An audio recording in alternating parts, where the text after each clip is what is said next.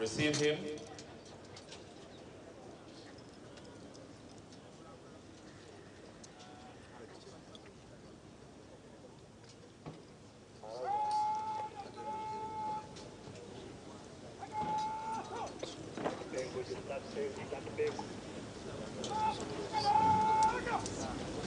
The President of the Republic of Uganda,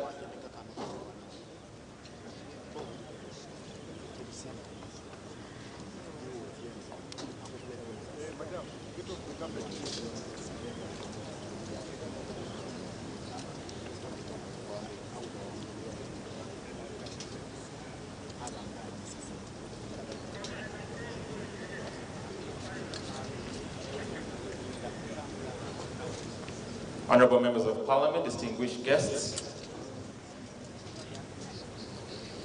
the President of the Republic of Uganda, His Excellency General Yoweri Kaguta Museveni,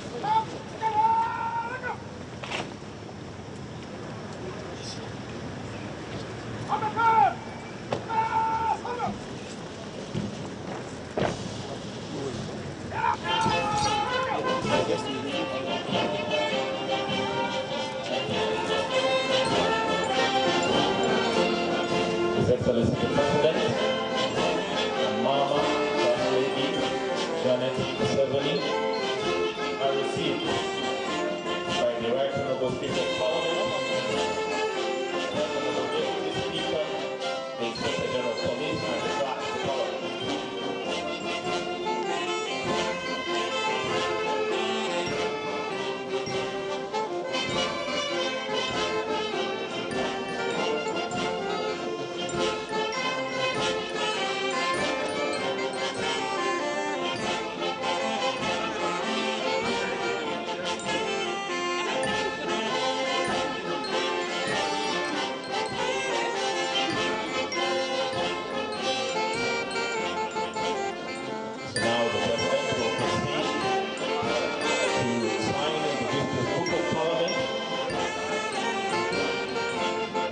By the Speaker of Parliament and the Deputy Speaker of Parliament, and we shall remain upstanding, and thereafter,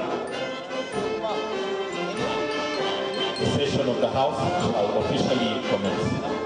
Thank you.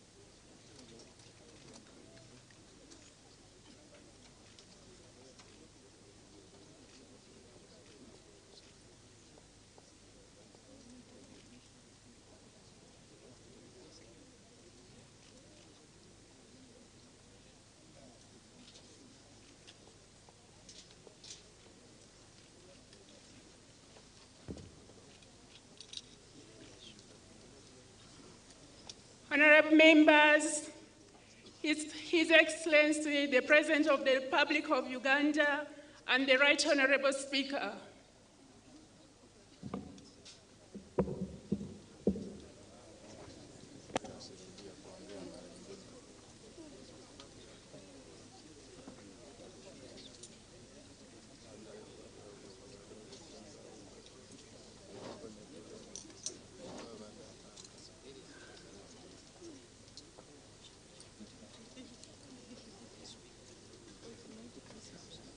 The anthems.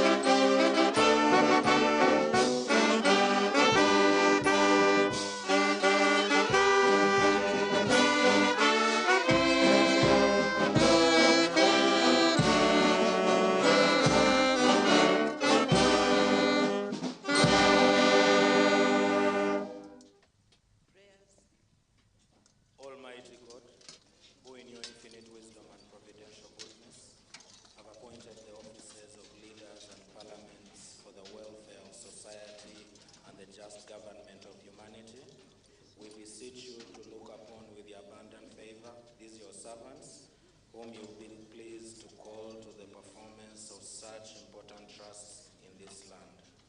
Let your blessing descend upon them here assembled, and grant that they may, as in your presence, treat and consider all matters that shall come under their deliberation in so just and faithful a manner as to promote your honor and glory, and to advance the good of those whose interests you have committed to the church. Amen.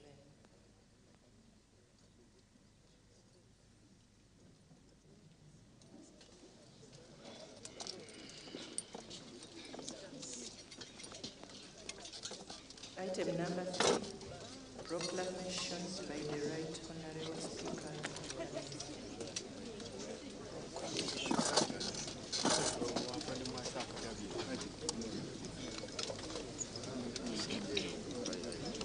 Whereas in Article 101, Sub-Article 1 of the Constitution of Uganda mandates His Excellency the President at the beginning of each session of Parliament to deliver to Parliament an address of the State of Nation.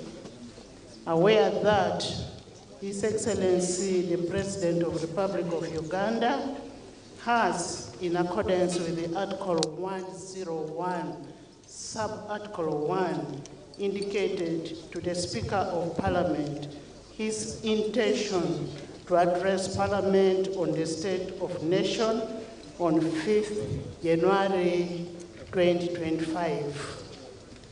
Now, therefore, in accordance with Rule 18.1 of the Rules of Procedure, hereby proclaim that 1. Parliament shall sit at Kololo Ceremonial Grounds on 5th June 2025 at 14 hours to receive the address of His Excellency the President of the Republic of Uganda on the State of Nation, and the Kololo Ceremonial Grounds to be the precincts of Parliament for the above-mentioned purpose, given under my hand at Parliament House, Kampala, on 5th day of June 2025.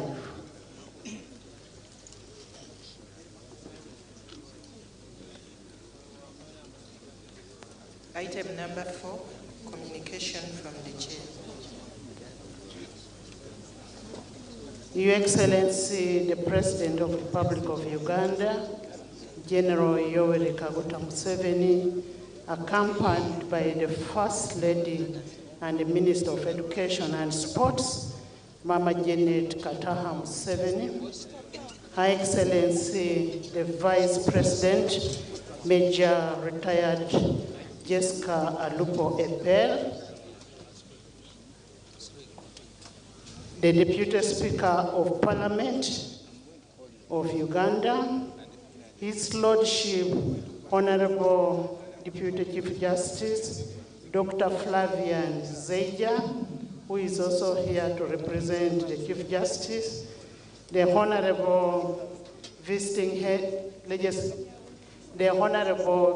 Speakers and Presiding Officers of Parliaments of Africa and their representatives. We have the Right Honorable Alban Kingford Sumana Bangbin, the Speaker of Parliament of Ghana and the Chairperson of the Conference of Speakers of African Union Legislatures, COSPA. Right Honorable, just raise up and wave to us. The Right Honorable Vital Kamerhe, the President of the National Assembly of the Democratic Republic of Congo. Join me in welcoming our guests, the Right Honorable Lucas Sinibo Moha, the Chairperson of the National Council of Parliament of Namibia. You're most welcome. The Right Honorable Joseph Intakrotirimana, the Speaker of the East African Legislative Assembly. You're welcome. The Right Honorable Jaffa Amson Kingi, the Speaker of the Senate of Kenya. You're welcome. The Right Honorable Pamela, the Deputy Speaker of the Transitional National Legislature of South Sudan. You're welcome. The Right Honorable Prime Minister and Leader of Government Business in Uganda, the Right Honorable Nabaja. The Right Honorable Matthew Nyuma, the Majority Leader and Leader of Government Business of the National Assembly of Sierra Leone, and a member of the Bureau of the Organization of African, Caribbean, and Pacific States, the European Union, that is OACP, yes, EU, all the Deputy Prime Ministers of Uganda, the Vice Chairperson of the National Resistance Movement, that is Alhaji Moses Chigongo, all the members of the Central Executive Committee of the National Resistance Movement, the Honorable Leader of Opposition in Parliament, Honorable Senyonyi Joel, Cabinet Ministers and Ministers of State, Your Excellencies, the heads of diplomatic mission, High Commissioners, Ambassadors and members of Diplomatic Corps, Honorable members of Parliament of Uganda and members of the East African Legislative Assembly, Honorable Clifford Ande, Member of Parliament of Shiselish and Member of the Bureau of OSC CPS EU, the guest members from other legislatures, the Secretary General of the National Resistance Movement, Honorable Richard Todong, the distinguished former leaders, notably Right Honorable Amama Mbabasi, I've seen, and others, the traditional, cultural, and religious leaders that are present here, the permanent secretaries, the heads of public agencies, corporations, and parastatals, distinguished guests, ladies and gentlemen. I welcome you to this inaugural sitting of the 5th session of the 11th Parliament of Uganda. Today marks the beginning of the final year of the 11th Parliament. I will state without any fear of contradiction that this Parliament has been the epitome of the people-centered legislature. I want to commend His Excellency, the President of the Republic of Uganda, for his unwavering support to the legislature. And I also want to commend all of you, members, for living up to your role and responsibility. Thank you so much. In a special way, I take this opportunity to appreciate all the speakers and presiding officers of sister parliaments and legislatures in Africa that have honored our invitation. Thank you so much for your solidarity and for loving Uganda. You are most welcome to Uganda, the Pearl of Africa. Honorable members, it's a command of the 1995 Constitution of Republic of Uganda under Article 101, Sub-Article 1, that the President shall, at the beginning of each session of Parliament, deliver to Parliament an address to the State of Nation. Therefore, today the House and indeed the nation will receive the presidential address on the State of Nation. Unless circumstances dictate, this will be the final State of Nation address that the 11th Parliament will receive from His Excellency the President. Especially that, considering that by this time next year, the 12th Parliament will be in session. Basing on that, it is a historic opportunity for all patriots and the people of goodwill to reflect on our collective achievements as a nation and take stock of the prevailing challenges and opportunities for a sustained growth of our beloved nation, Uganda.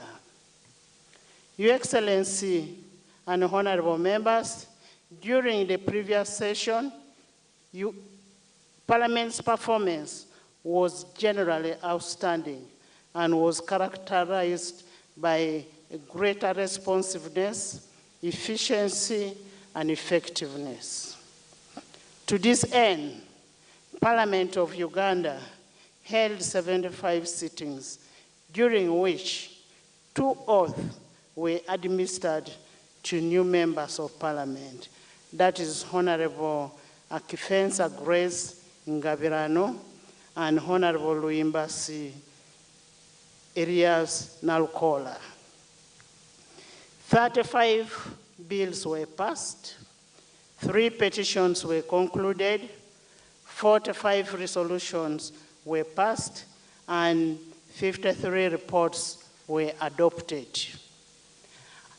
I take this opportunity to commend the members of parliament and all the entities that took time and contributed to the passing of the following laws: the Appropriation Bill 2024, the Higher Education Students Financing Amendment Bill 2024, the National Commission for UNESCO Amendment Bill 2024, the National Information Technology Authority Uganda Amendment Bill 2024, the Cotton Development Bill, Amendment Bill 2024, the Dairy Industry Amendment Bill 2024, the National Agricultural Advisory Services Amendment Bill 2024, the National Forestry and Tree Planting Amendment Bill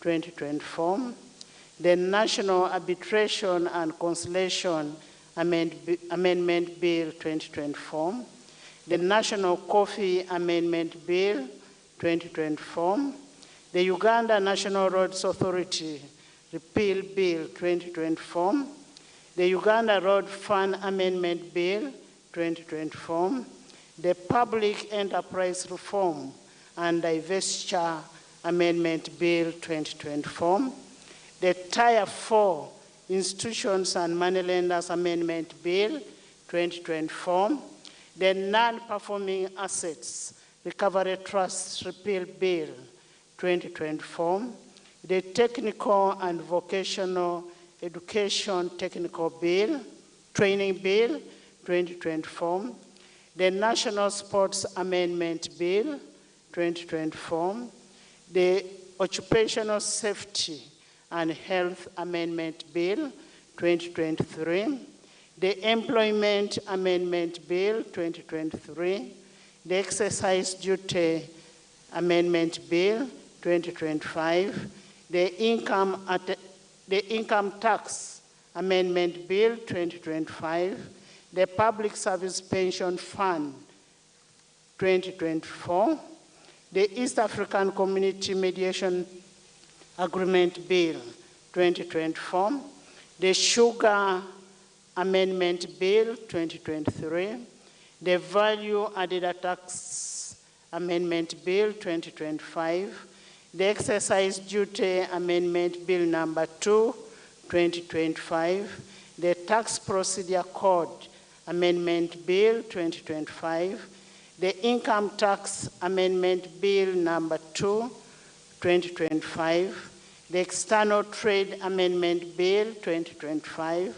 the Stamp Duty Amendment Bill 2025, the Heights and Skins Export Duty Amendment Bill 2025, the Supplementary Appropriation Bill 2025, the Appropriation Bill 2025, the Political Parties and Organizations Amendment Bill 2025, the Uganda People's Defense Forces Amendment Bill 2025.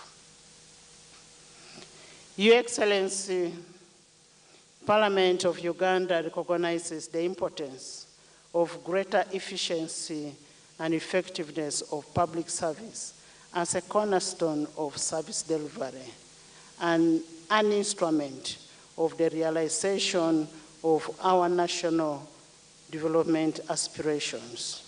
To this end, among the bills passed during the 4th session are those that seek to reform the pension management in both the public service and military, and those that seek to enhance the growth and development of the private sector.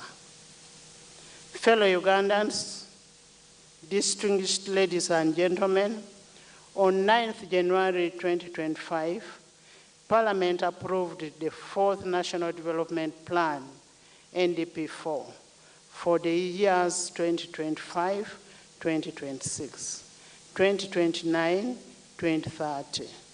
This plan is our national blueprint for transformation and sustainable development of our country.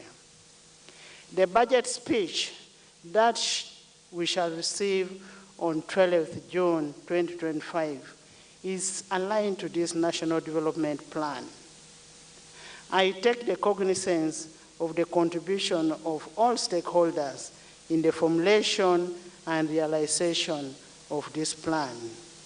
Your Excellency, after my communication, and if it does please you, Your Excellency, I will request that before you commence on your address to Parliament and by extension to the nation, you symbolically unveil the NDP4, a document that will be a precursor to the budget speech, which will be held on 12th June 2025. Your Excellency, in line with our vision of being a people-centered parliament, during the 4th session, the Parliament of Uganda held its first ever regional sitting at Kaunda Grounds in Gulu City. That is northern Uganda, from 28th to 30th August 2024. During this sitting, issues specific to the region were deliberated upon, and a series of community outreach and civic engagement were conducted. Your Excellency, we take this opportunity to thank you for gracing the opening of that historic sitting which took place in Gulu City. The legislature will continue to place the common person at the center of all its parliamentary processes and decisions. We are optimistic that in the near future, Parliament will hold another regional sitting that will cover other regions of the country. In a bid to foster Pan-Africanism and international collaboration with other legislatures and interparliamentary bodies, we continued to further interparliamentary diplomacy through active participation and membership in various interparliamentary bodies, such as the East African Community Bureau of Speakers, the Conference of Speakers and Presiding Officers of the African Union Legislatures, that's COSPAL, the Interparliamentary Union, IPU, the Pan-African Parliament, PAP, the European Union, Africa, Caribbean, and Pacific, EU, ACP, Group, and the Commonwealth Parliamentary Association, CPA, to mention but a few. Your Excellency, the impressive representation of our sister legislatures at this State of Nation address is a testimony of our good standing among the international community of nations. I take this opportunity to once again welcome our guest speakers and presiding officers and thank them for traveling from far and wide to witness this historic occasion. You're most welcome. Join me in welcoming our guests. Your Excellency and honorable members, I take this opportunity to thank you for your role in enabling the remarkable output registered by legislature during the 4th session. I will reiterate my appreciation for the consistent support of His Excellency the President of the Republic of Uganda and Commander-in-Chief of the Armed Forces, General Yoweri Kaguta Museveni. Your Excellency, the 11th Parliament draws inspiration of your effective and impactful leadership as a key enabler and a societal transformation. We undertake that the 5th session that you'll open today will remain steadfast in effectively executing its mandate in furtherance to the National Vision 2040 that aims in transforming Uganda in modern and a prosperous nation within the 30 years. Your Excellency and honorable members, as you may be aware that Article 83, Sub-Article A of the 1995 Constitution permits members of Parliament to leave and join political parties or political organizations of their choice within 12 months before the end of term of Parliament, to participate in activities or programs of political parties or political organizations relating to the general election. To this end, I am in receipt of notification by the following members opting to join respective political parties. Honorable Twaha Kagabo, MP Bukoto South, from the National Unity Platform to the National Resistance Movement. Honorable Akol Anthony, MP Clark North, from the Forum for Democratic Change to the National Resistance Movement.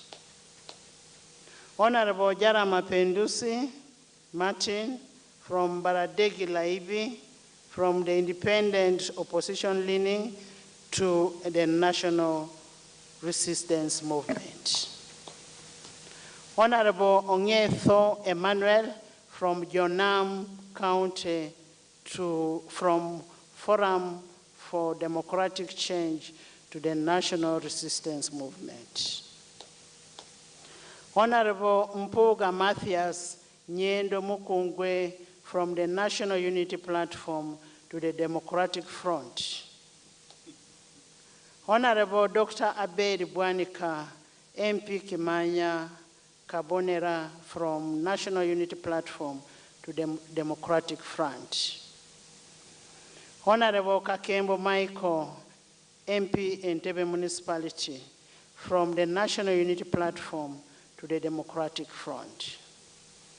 Honorable Kakandi Juliet Nakabuye, City Woman MP Masaka, from the National Unity Platform to the Democratic Front. We wish the members well in the exercise of their freedom of association as prescribed in Article 29 of the Constitution of Uganda, which we swore to uphold. Your Excellency and honorable members, despite the remarkable strikes that we have made, the 4th session was not without any challenges. We regrettably lost 2 sitting members of Parliament in the person of Honorable Sarah Mateke, woman member of Parliament of Kisoro, and Honorable Mohammed Segrinya, MP Kawempe North. We continue to pray for internal repose of their souls. Pursuant to Article 94(4)A of the Constitution of the Republic of Uganda, 1995, and Rule 26(1) of the Rules of Procedure of Parliament of Uganda, legislature will continue to prioritize government business. We look forward with optimism to government legislative agenda for the fifth session and other plans that may be contained in today's presidential address of nation. I say all this for God and my country.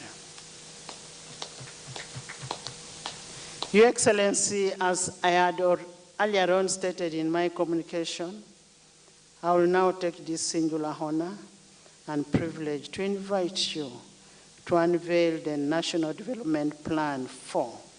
Your Excellency, you'll be joined by my good self and the Deputy Speaker, the Ministers of Finance, to perform this activity.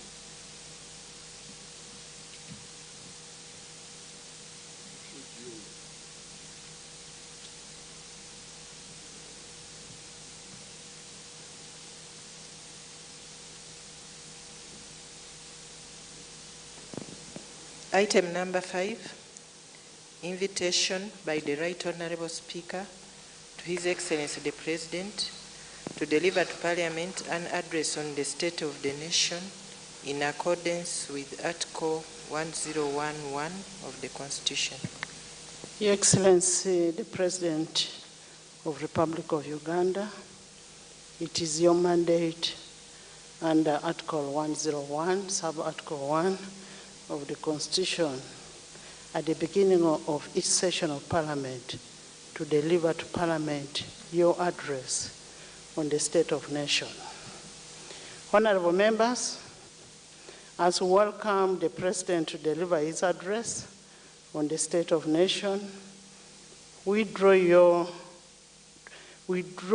attention to Rule 10 of the Rules of Procedure, which provide in Sub-Rule 4A that the President, while occupying the chair of a state, may make a presidential statement which shall be heard in silence and not followed by any comment or question.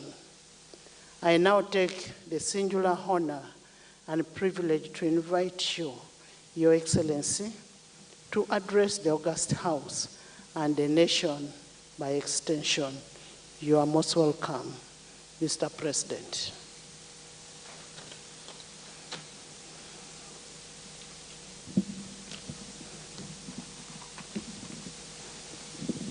Her Excellency the Vice President, the Right Honourable Speaker of Parliament, His Lordship the Chief Justice, Right Honourable Deputy Speaker of Parliament, His Lordship the Deputy Chief Justice, the Right Honourable Prime Minister and Deputy Prime Ministers, Honourable Ministers, Honourable Members of Parliament,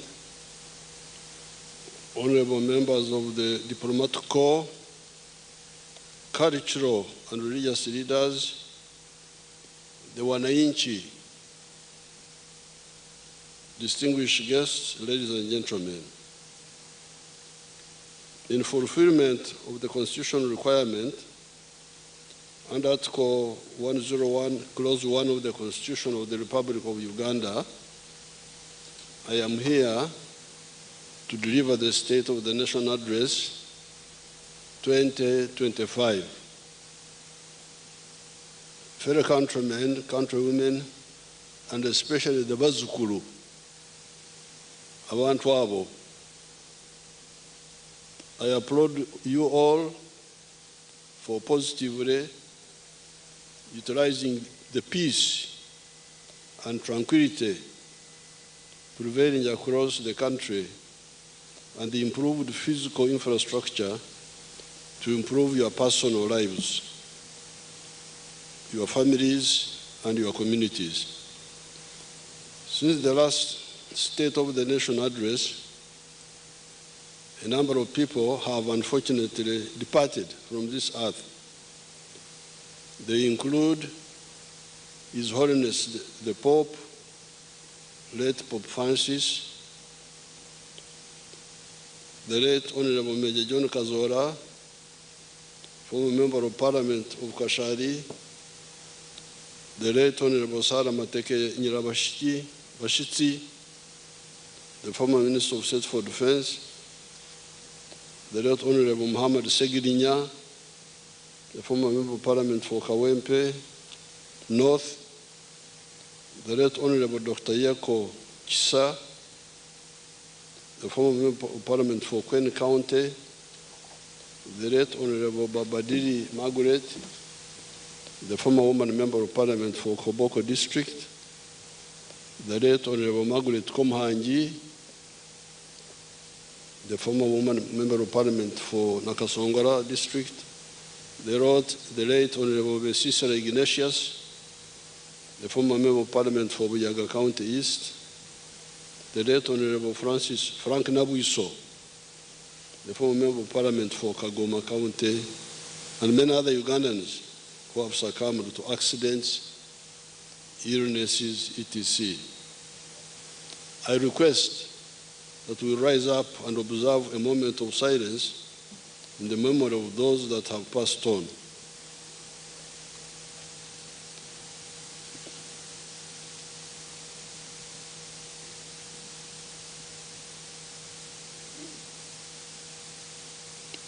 May their souls rest in eternal peace. Sit down. In the Gospel, according to St. Matthew, chapter 7, verses 24 to 27, Jesus talked about two kinds of builders. The wise builder who built his house on the rock, and the foolish builder who built his house on sand.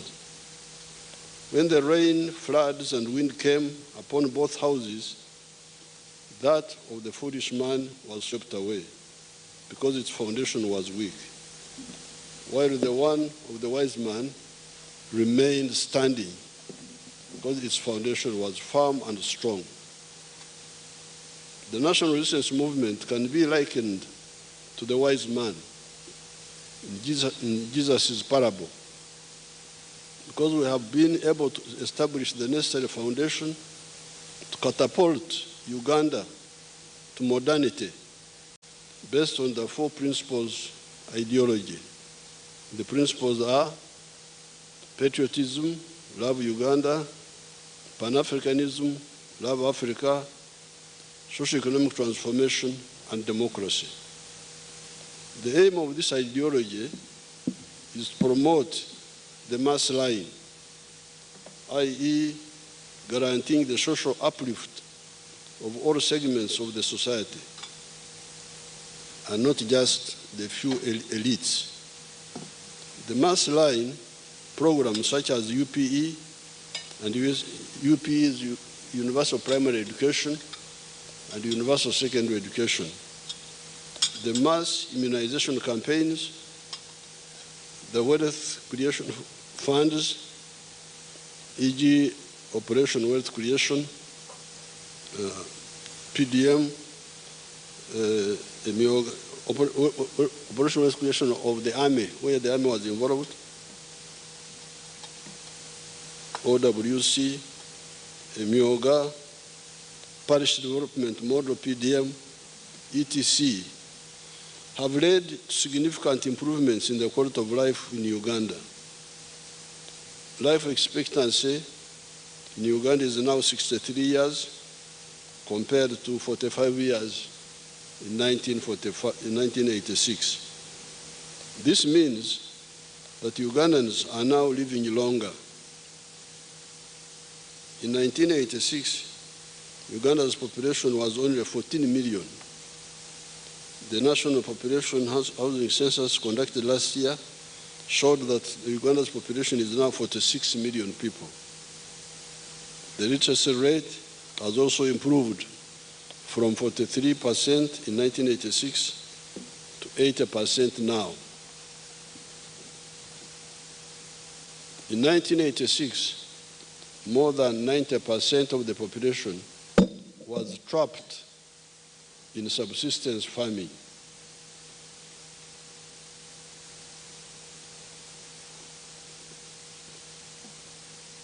i.e. working only for food with no surplus to take to the market to get money. There has been a significant reduction in the percentage of households in subsistence agriculture. They are now 33%, and you hear that at the beginning they were 90%. These few illustrations show that implementing the mass line programs is the most effective way of triggering socio-economic transformation. Therefore, in line with the mass line philosophy of the NRM, we must prioritize the following. Number one, peace and security of person and their property in all parts of the country. Number 2, accelerating industrialization with focus on building factories which use locally available materials as inputs. Number 3, export promotion and import substitution by boosting the domestic manufacturing capacity. Number 4, strengthening the private sector.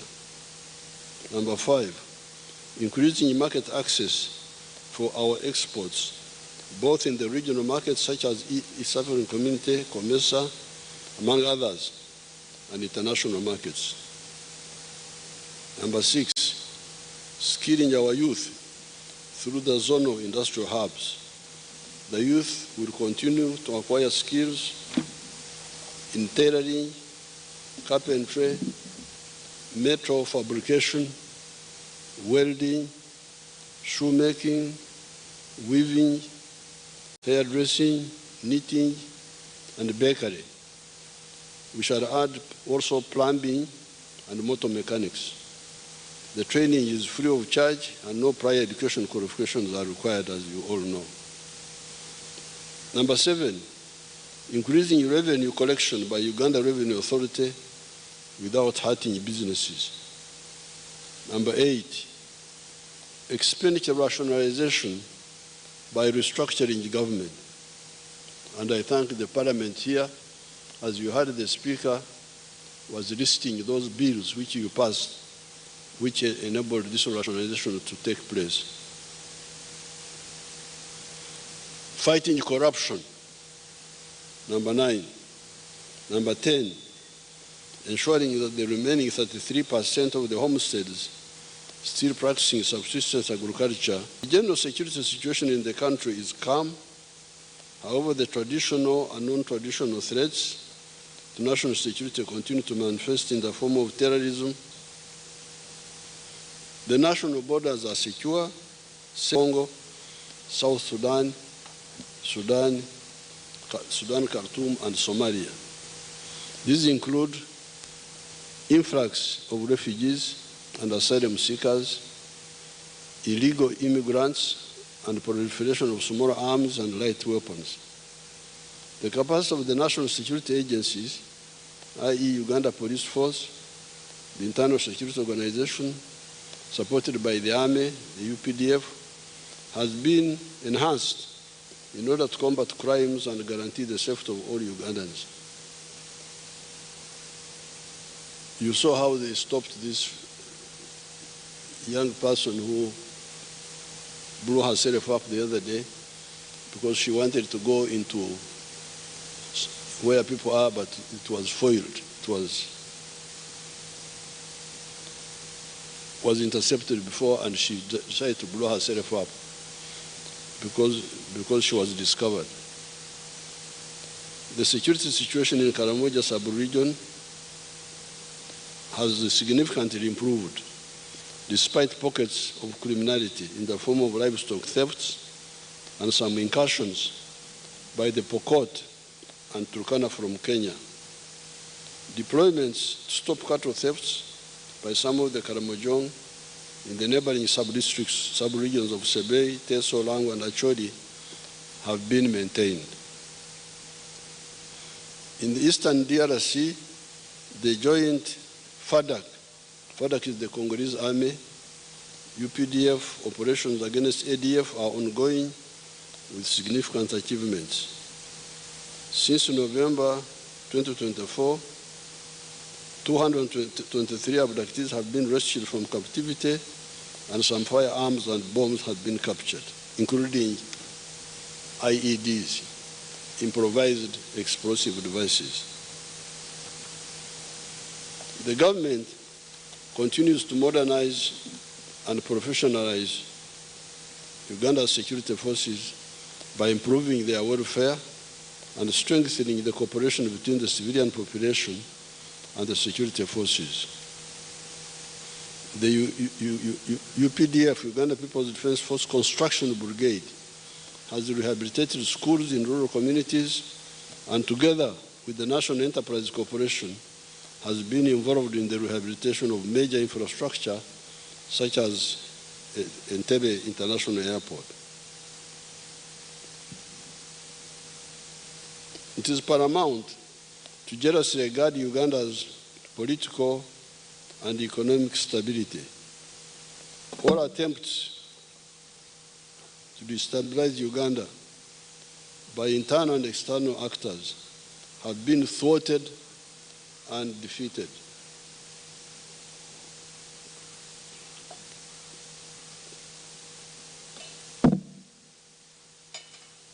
We welcome mutual and non-parasitic collaboration with everybody. Uganda's priorities and interests are very clear, and therefore our allies must respect and uphold them in all their dealings with us. The patriotic leadership in charge of the country's affairs cannot deviate from its historical mission to defend and transform Uganda and Africa on account of threats by some of our allies who misunderstand our goals and methods of work. For instance, we are soon finalizing the construction of the 1,443 East African crude oil pipeline from Burisa on Lake Albert to Tanga in Tanzania. This East African crude pipeline will take our crude oil to the international market through the sister country of Tanzania. The construction of the standard gauge railway, which I launched last year, is soon starting, and we have signed a memorandum of understanding with Alpha BMP Investment Group of the United Arab Emirates to start the construction of the oil refinery in Hoima.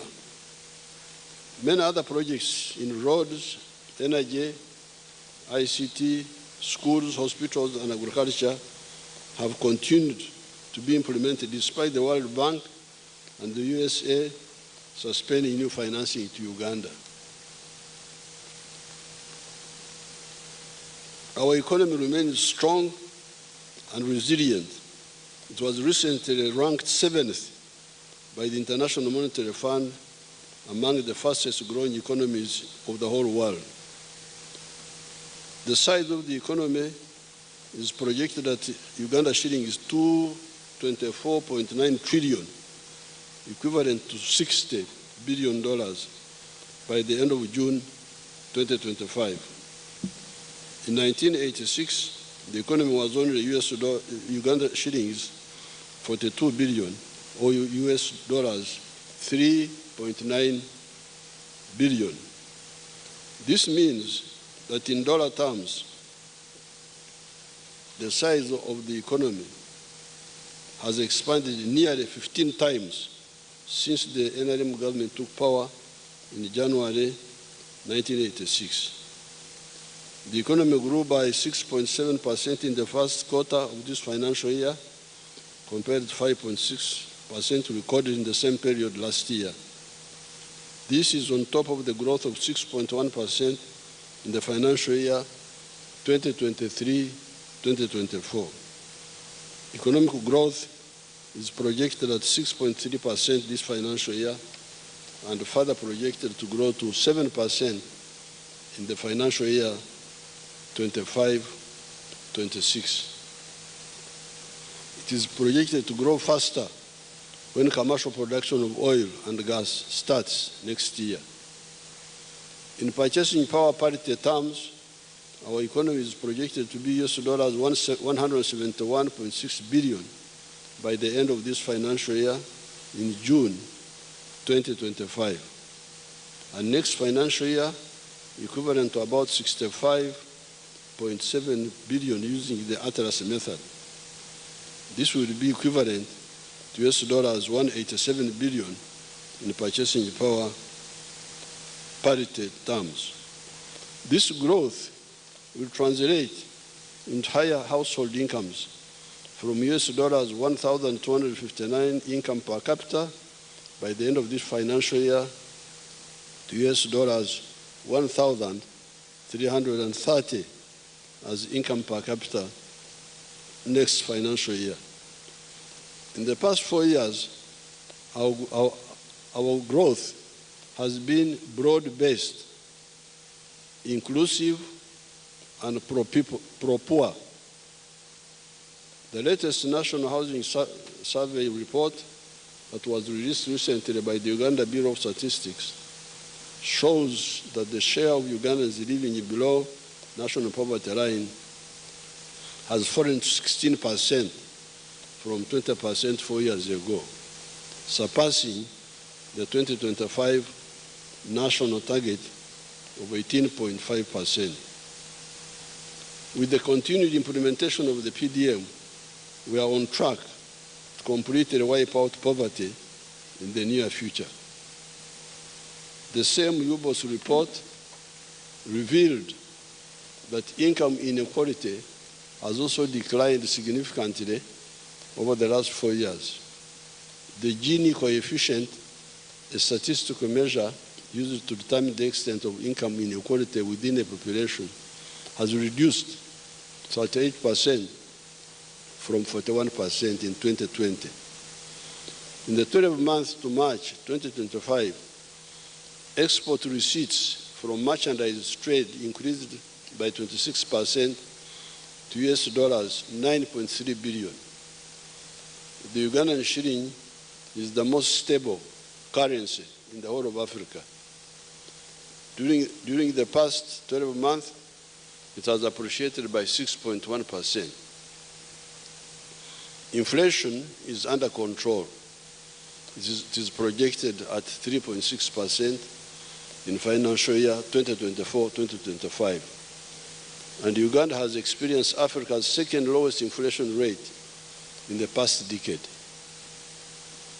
Foreign direct investment inflows are projected at $3.8 billion, while tourism and remittance receipts from Ugandans abroad are projected at $1.5 billion and $1.4 billion respectively. During the next 5 years, it is projected that Uganda's GDP is going to more than double to $158 billion in 2030 in exchange rate terms and $296 billion in purchasing power parity terms. These achievements are not by accident. They are on account of deliberate and focused government interventions. Cumulatively, over the last 10 years, government has injected 8 trillion shillings in strategic wealth creation initiatives, which have boosted economic performance. These initiatives include: number one, capitalization of the Uganda Development Bank, 1.45 trillion shillings, to provide affordable capital to manufacturers and small businesses. 2, parish development model, 3.4 trillion by the end of this financial year for the poor rural families. 3, Emyoga, 53 billion shillings. 4, youth livelihood program, 207 billion. 5, small business recovery fund, 100 billion. 6, agricultural credit facility, 495 billion. Youth venture capital fund, 12.5 billion. Uganda Women Entrepreneurship Program, 168 billion. Invite project, 800 billion. The Grow project, 824 billion. And the Uganda Development Corporation, shillings 1.2 trillion, among others. Merchandise goods exports grew by 26% to $9.3 billion in the year ending March 2025.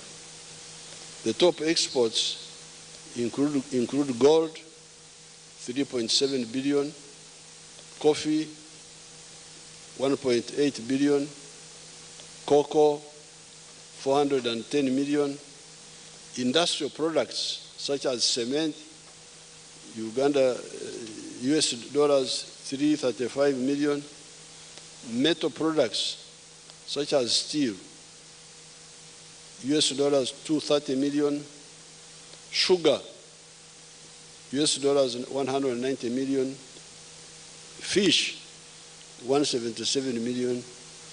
The export value of milk and milk products increased 10 times from US dollars 28 million in 2015 to US dollars 285 million in 2024. The total export earnings of goods and services reached US dollars 11.81 billion by March 2025. The prices of consumer goods and services have remained low, averaging 3.4% in the past 12 months to April 2025.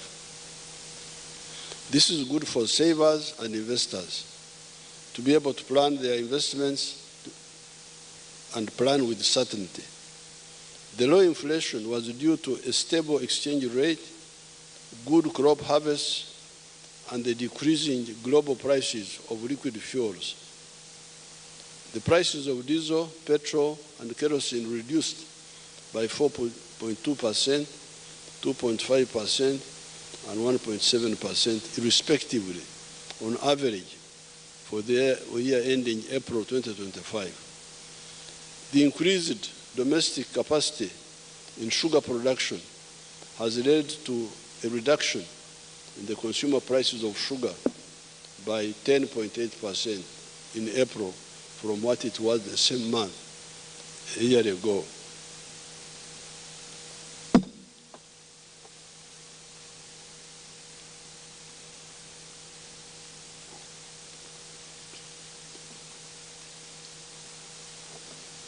Abaganda tugamba akatali kabbe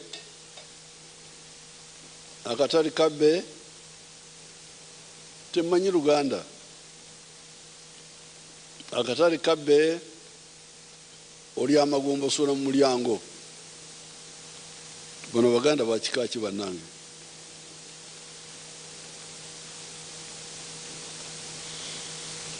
The prices of beef have increased by 10%, in part due to the increased export of beef to the Middle East, which has increased demand. This is good for the cattle keepers. The problem we still have is the disease outbreaks in some parts of the country, as well as cattle thefts.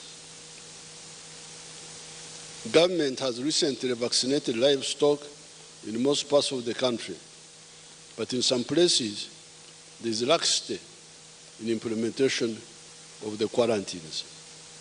District leaders should always ensure that quarantines, especially against foot and mouth disease, are strictly adhered to.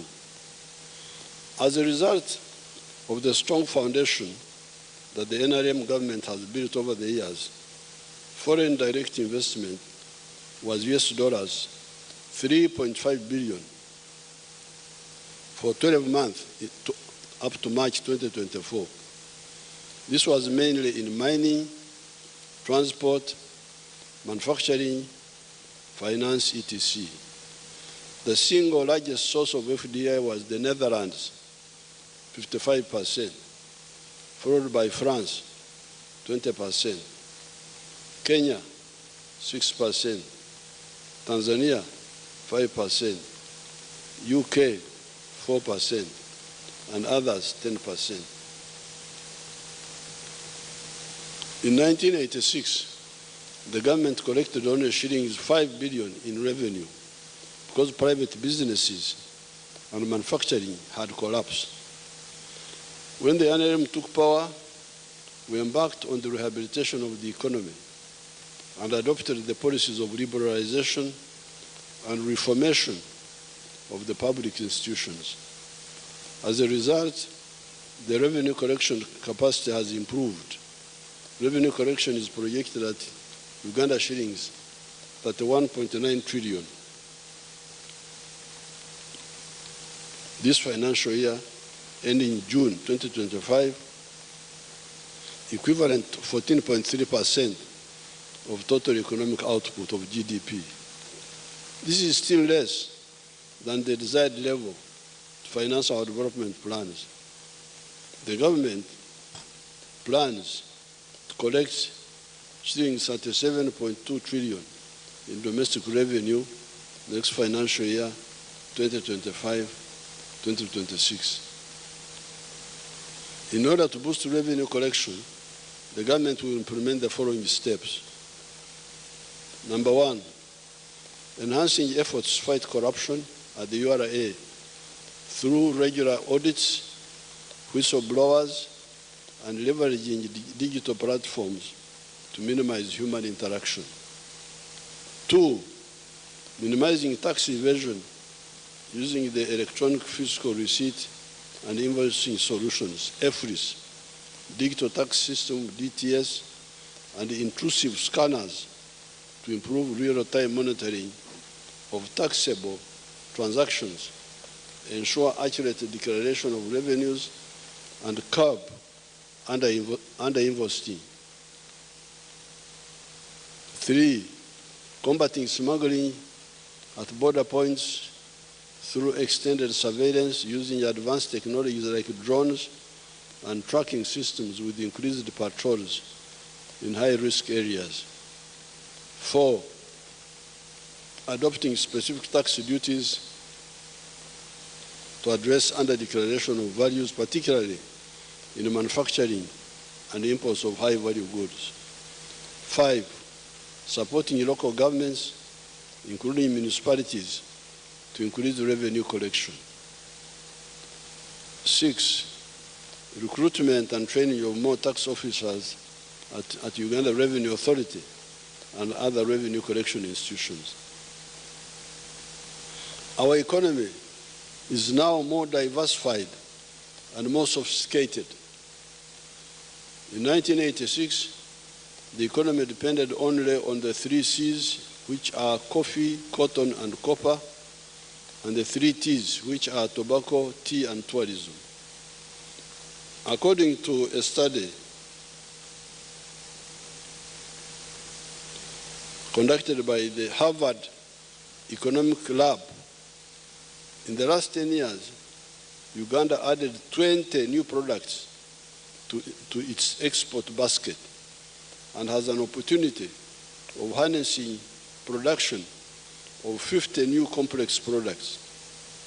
Some of these new products include ICT equipment, serums and vaccines, medicines, new pneumatic tires, batteries, gas turbines, electronic integrated circuits, transmission apparatus for radio, telephone, television sets, measuring instruments for physical and chemical analysis, and among others. These new products have contributed to the continued diversification of our exports. Manufacturing is the answer to the challenge of unemployment. Uganda has got raw materials and human resource that can support factories specializing in the manufacture of automobiles, electronics, steel, textiles, furniture, food products, pharmaceuticals, aluminium products, etc. Some of the new products which are manufactured here and contributing to our export earnings include an electronics manufacturing plant in Namamvi Industrial Park, producing 120,000 hair dryers and 60,000 refrigeration parts per year. Number two, pharmaceutical companies producing 4 million single HIV pills and 2 million other medicines per year. Number three, dairy farms, which produce 5.3 billion liters of milk, and processing plants such as Royal Milk Enterprises, Jezad Farm, Brookside Dairy, Amos Dairies, Lakeside Dairies, GBK Dairy, Pearl Dairy, etc., which process about 800 million liters of milk and 365 million tons of cheese per year. Number 4, cut flowers worth $120 million being exported to Europe and other countries per year. Number 5, 2,000 tons of avocado and 4,000 tons of bananas being exported to countries like South Sudan, Kuwait, Thailand, and South Korea per year. Electronics, pharmaceuticals, and solar energy products worth $1 million being exported to the regional international markets per year. Therefore, with the roads and electricity we have now, the emphasis on skills development and the entrepreneurial spirits of Ugandans, the country can increase the share of manufacturing goods in total economic output to the levels of South Korea, Thailand, or Malaysia. In Uganda's case, this is currently valued at $8 billion. It was only $237 million in 1986. The return on investment in Uganda is high. It averages 14% per year and can be higher in some sectors compared to an average of only 5.2% in Europe in 2022. This is very important for you to understand that when you invest here, you make profits more easily than when you invest in Europe. In Europe, 5.2%, here more than 14%. If you invest in Uganda, you get back your initial investment capital in about 5 to 7 years, and the rest is profit, which our laws allow you to repatriate without restrictions. Government has put in place a strategy to increase the size of the economy to $500 billion by 2040 or earlier. My people talk of 2040, but me, I want it earlier. This strategy identifies 4 anchor sectors. These are agro-industrialization, tourism development, mineral development, including oil and gas, and science, technology, and innovation, i.e., taking advantage of the knowledge economy by prioritizing investment in research and development. Agriculture production and agro-industrialization. Government has invested in irrigation in order to boost agricultural production. This is because the provision of water for irrigation reduces the likelihood of crop failure on account of water scarcity. Although Uganda's irrigation area has increased from 22,000 hectares to 23,000 hectares, the country, however, has an irrigation potential of 3 million hectares.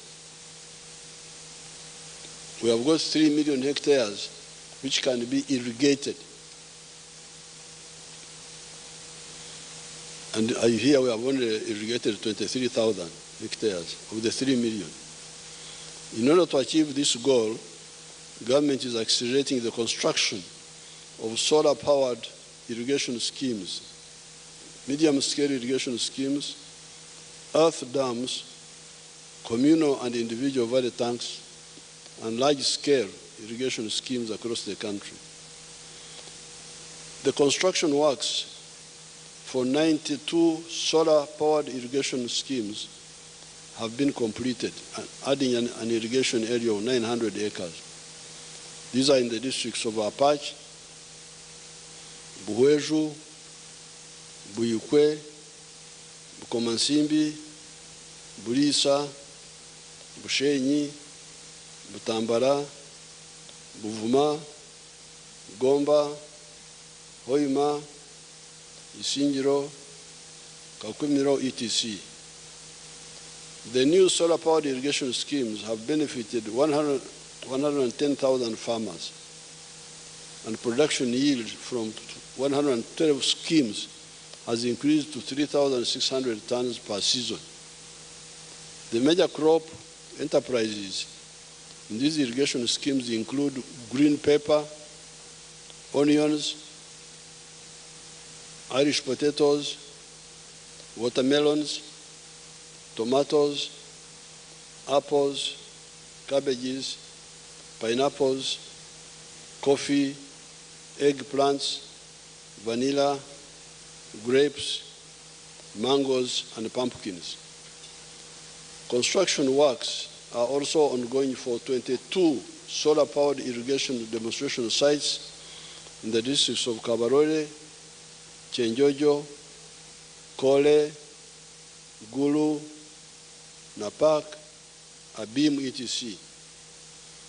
In Nakaseke district, the construction works for Chirema, Phase 1, a medium-scale irrigation scheme, have been completed, thus adding a total of 124 hectares and benefiting 50 farmers engaged in coffee growing, passion fruits, maize, and bananas.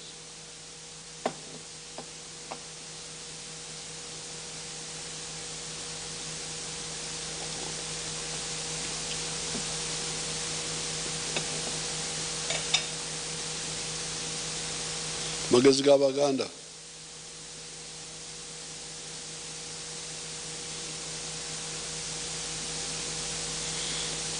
The construction works for Wadelai irrigation scheme, 1,000 hectares in Pakwach district, stand at 93.5%. The construction works for Namaitsu medium-scale irrigation scheme in Bududa district are at 70%. Kaumu irrigation scheme, this is in Rural district, is at 90%, among others.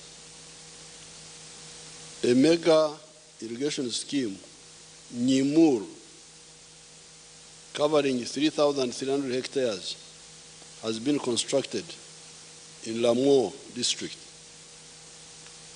You know where Lamo is? You people, you don't know where Lamo is.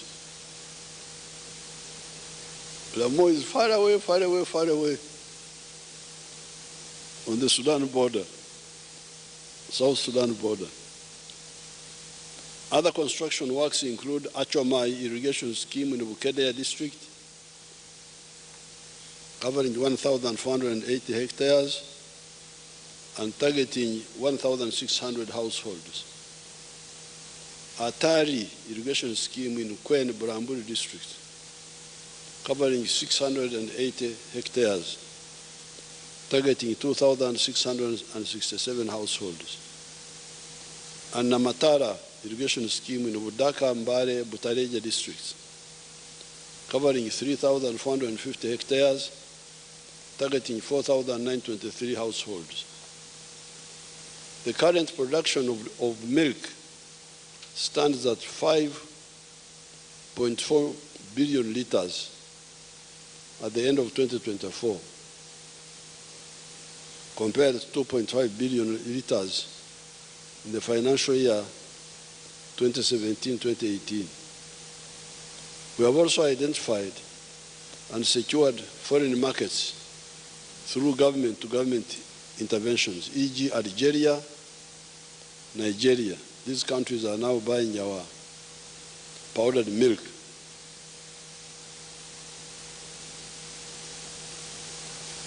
This has resulted into an increase in the value of milk and milk products, as already pointed out, from US $28.7 million in the financial year 2014-2015 to US $285 million in the 2024 year. A new processing factory, Ben Foods, has been commissioned and is currently operational with an installed capacity of 10,000 liters of milk per day. The total value of fish catches from all the water bodies has steadily increased since government deployed armed forces to assist in fisheries enforcement. Currently, we are producing 658,000 metric tons of fish annually.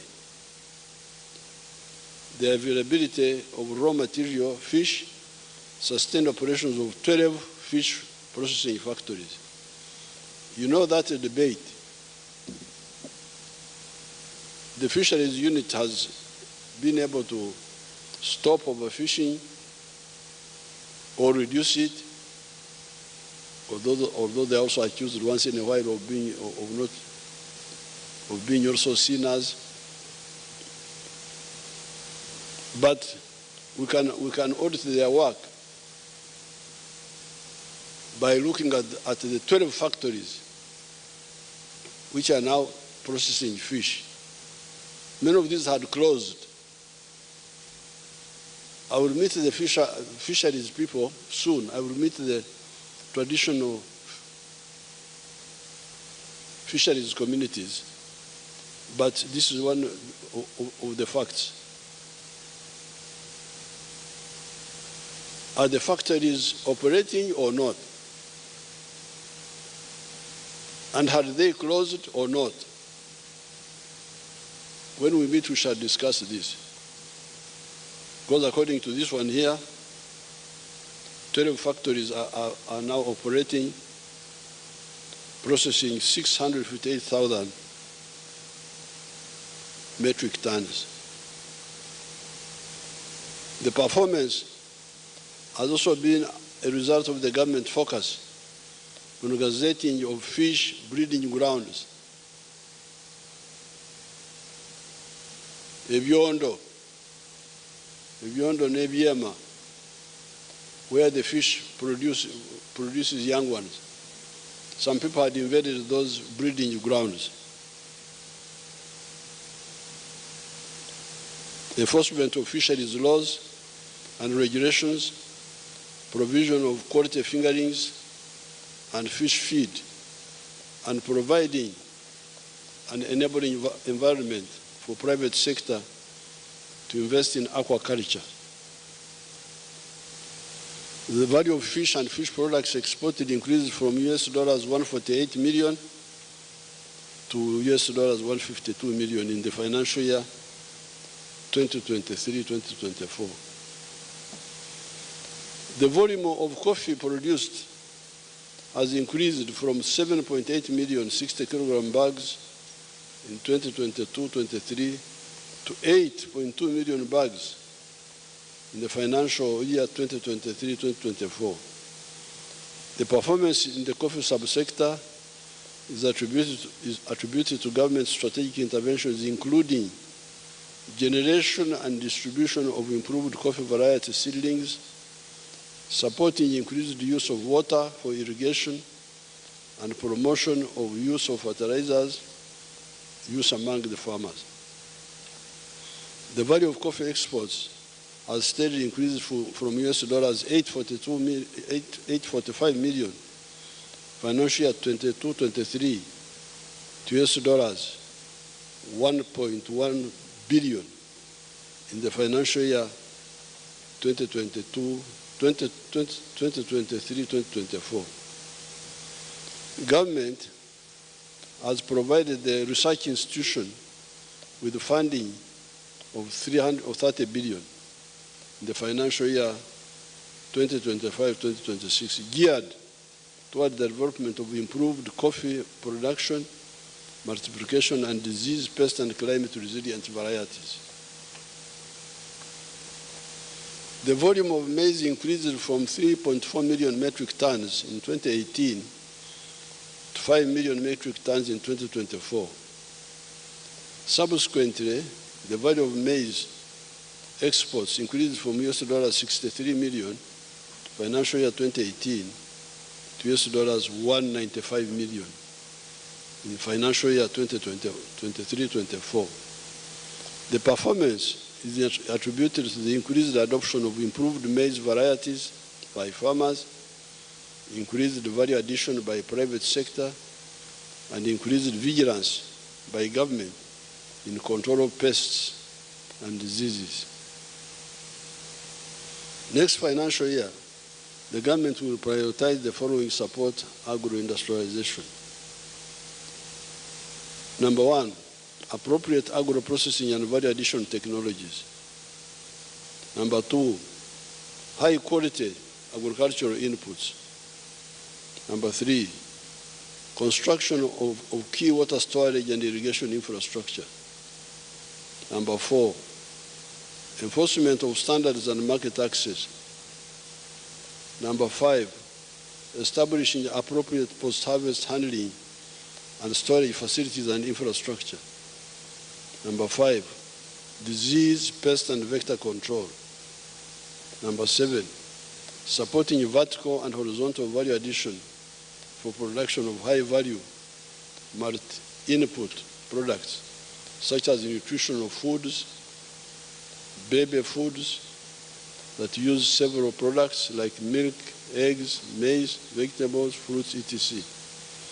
We must add value to all these products which we are producing now. The eggs, if the eggs are too many, where will you put them? The internal market may not be enough, and the regional market may not be enough. So the answer is to produce baby foods, nutritional foods, so that we can export to the international markets. Number eight, extension services.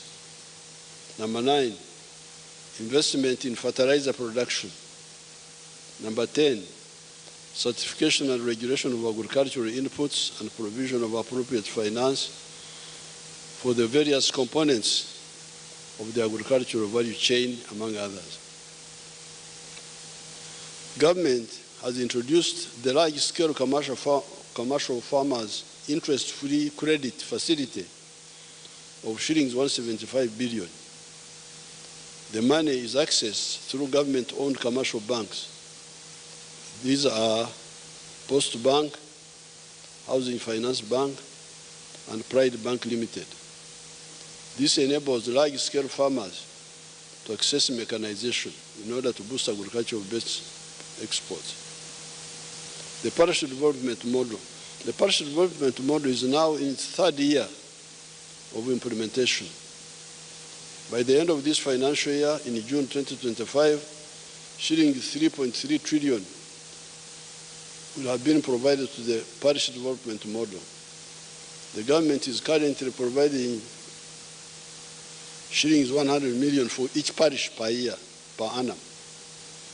During my up-country trips, I have interacted with some of the beneficiaries of the PDM funds who have used them to start enterprises in food crops, farming, goat keeping, piggery, beekeeping, etc. In Ikisoro, some of the PDM beneficiaries earned between 16 to 20 million shillings from onions over a period of 2 years, using the initial seed capital of just 1 million shillings. Tourism receipts were valued at $1.4 billion in calendar year 2024.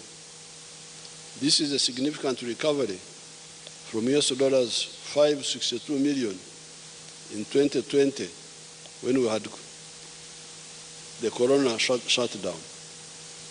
The good performance is attributed to the sustainable peace and security, increased competitiveness of Uganda's tourism industry through marketing and the government investment in strategic tourism infrastructure. To support tourism, the government has provided adequate security to the tourism sites, improved physical infrastructure, and supported the tourist companies with tax relief. Government is strengthening economic and commercial diplomacy through our embassies or missions abroad to promote tourism in addition to mobilizing foreign direct investment and enabling penetration into export markets. Uganda's proactive support for meetings, innovations, conferences and exhibitions, and our participation in global tourism expos resulted in hosting 267,000 tourists in wildlife protected areas. Government has maintained 1,200 kilometers of trail tracks and roads in the national parks. An important aspect in tourism promotion is adherence to the international standards in terms of grading of accommodation facilities, such as hotels and restaurants,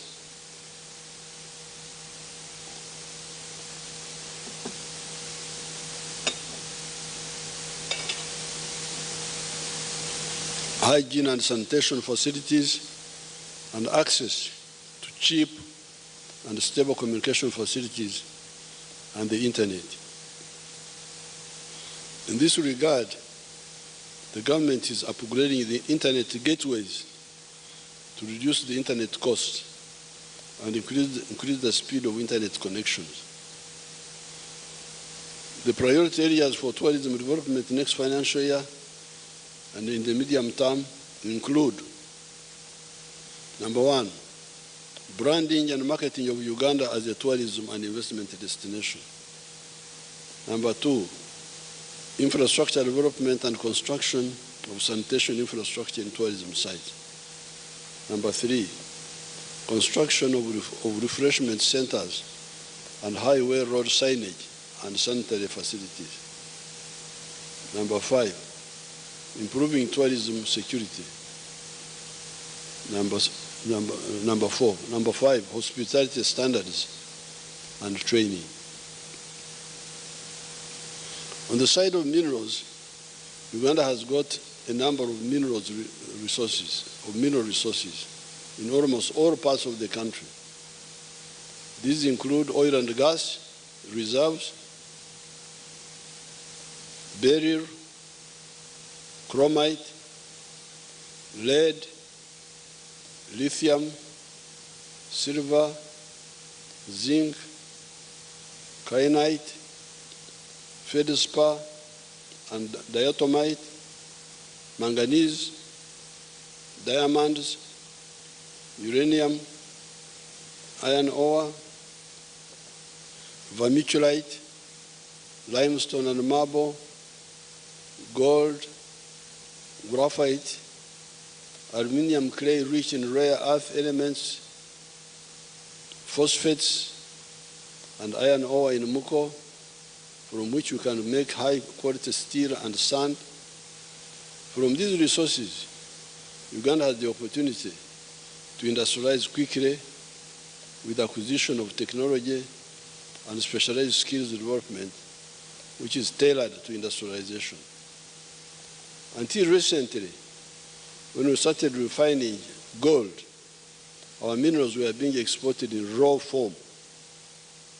We were exporting raw materials. Africans who are here, please, from other countries.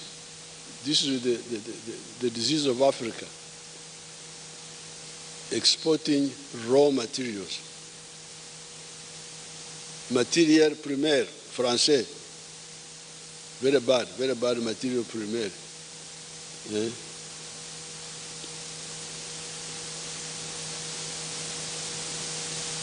This means we are donating all the benefits, such as jobs and money, to other countries. I don't have time to give, like if you take iron ore, at one time, if you would export a ton of iron ore, they would give you $47. At that time, the one who processed the iron ore into a ton of steel would earn $900. You get $47. The clever foreigner cleverer than you, gets $900. And all the jobs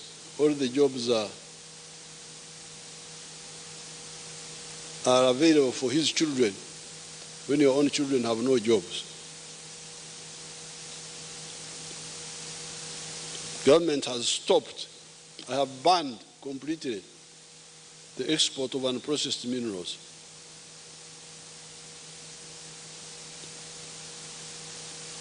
Some of the people wanted to kill me. I say, you kill me, but I will not.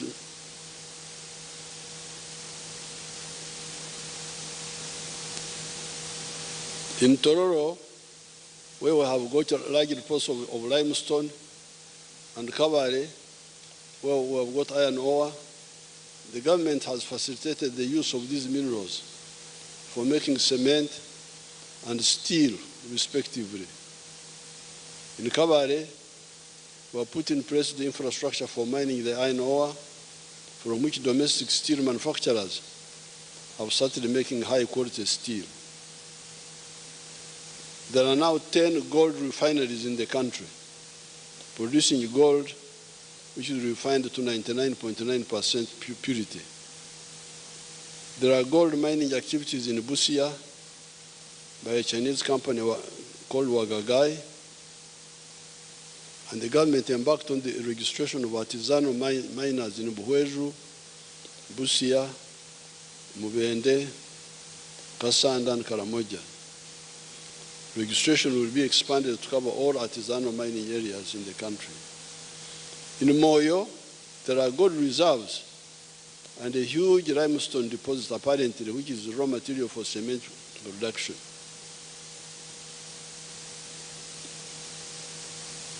Madi, Manzora, we currently have 3 cement manufacturing plants, namely Tororo, Hima, and Simba Cement, and high-quality tin smelting plant in Barara with an annual capacity of 1,600 tons. A number of cement factories are coming up in Karamoja. Government is also facilitating the establishment of a modern mineral laboratory in Entebbe, which is in the final stages of accreditation to international standards. This financial year, the government started the capitalization of the Uganda National Mining Company. This company will take an equity stake up to 15% in all medium-scale and large-scale strategic mining operations in the country. This is to ensure that as we attract foreign direct investment capital, the country benefits directly in addition to monitoring what is happening in the sector. The company will be capitalized to a tune of Uganda shillings 500 billion over a 5-year period. Oil and gas. With regard to oil and gas production, the government is investing in the requisite infrastructure for commercial production. Kabale International Airport is near completion, and 700 kilometers of tarmac roads have been constructed in the Albertine area. The civil works for EACOP, East African Crude Pipeline, are scheduled for completion next financial year, both in Uganda and Tanzania. The Uganda National Oil Company commenced the petroleum bulk trading business in August 2024. The objective is to ensure security of fuel supply, reduction in the petroleum pump prices, and ensure quality of petroleum products on the market. Hence, the government started implementing this initiative.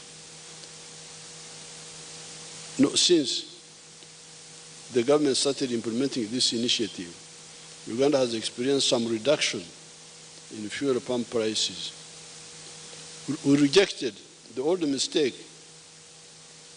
of a whole country like Uganda buying petroleum products from middlemen in Kenya. Can you imagine? Your people were buying petroleum for Uganda, Republic of Uganda. member of United Nations, from middlemen. Can you imagine?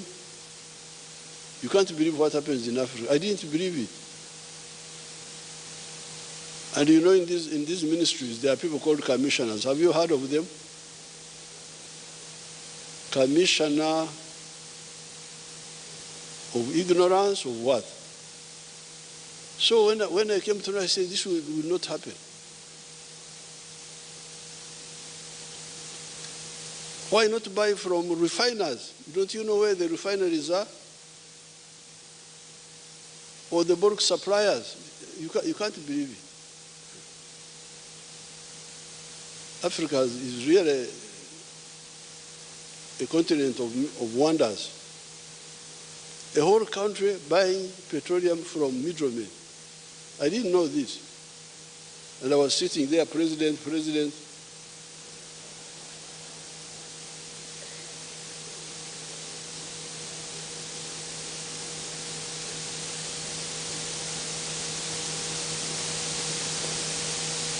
In the minerals sector, government investment next financial year will prioritize the following. Number one, establishing the quantities of the remaining mineral reserves. Number two, strengthening the mineral tracking system to improve transparency and meet the international rules of origin. Number four, adequate capitalization of the Uganda National Mining Company. Number four, the governance framework and the fiscal rule for mining sector. Number five, expediting finalization of the East African crude pipeline.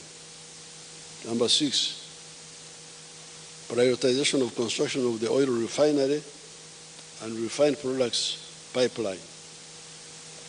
And number seven, commencing the construction of the Kabarega Industrial Park to attract petrochemical industries, among others.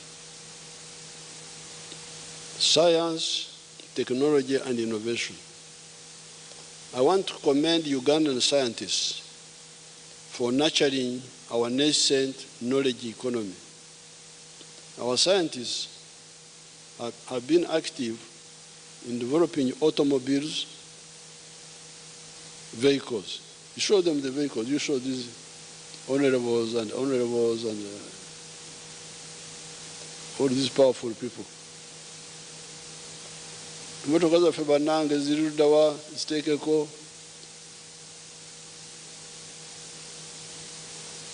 Temulina motoka zaffe, mulina abakulu bokka be bali abakulu tebamanyi. Bannange mugirabye Kira. Our visitors, freeze it there. Kabagirabire ddala. Alaba bano bagiteekako ne bajjaku.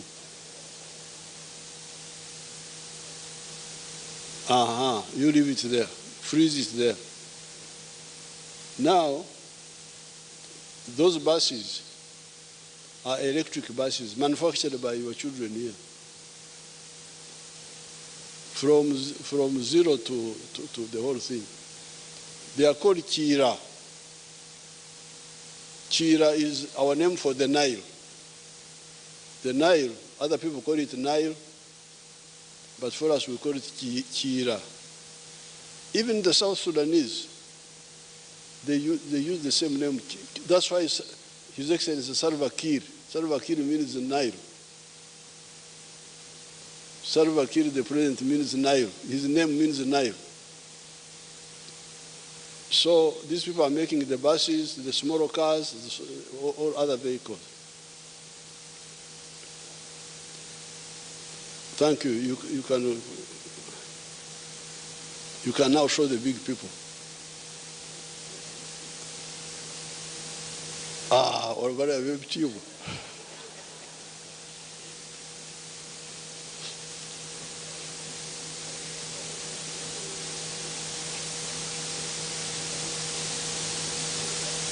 I want to commend Ugandan scientists for nurturing our nascent knowledge economy. Our scientists have been active in developing automobiles, vaccines, electronics, therapeutics, diagnostics, and other healthcare tools. The innovations include, number one, the Kira vehicle plant in Jinja, which has an annual capacity of 2,500 vehicles and employment potential of 12,000 direct and indirect workers. There are 39 buses operating on our roads from Kira, and 30 buses are under production. The plant has secured a market in West Africa to supply about 3,700 electric buses. Number two, dye biopharma manufacturing facility in Matuga. Can you show it to us, that one there? That one is a clever Ugandan who is heavily supported by the government. But he has also attracted some support from other places. The biopharma manufacturing facility in Matuga has filed more than 100 patents in the United States, including a cancer treatment technology based on the gene therapy, a highly potent gene therapy technology for red blood cells generation by the bone marrow, an mRNA vaccine that treats brain degenerative tissue disease, an anti-malaria vaccine, a vaccine for HIV, a one-month insulin shot, a type 1 diabetes vaccine, a universal foot and mouth disease vaccine, and a biological molecule for penicillin. All these patents are there. You can check them by your people. Magora. I don't know whether is Magora here. If he's here, you could stand up and you see him. Number three, developing the vaccines of the Crimean Congo hemorrhagic fever and the Rift Valley virus. Number four, accreditation of the Alphasan vaccine manufacturing facility to produce anti-tick vaccines for the second phase of clinical trials.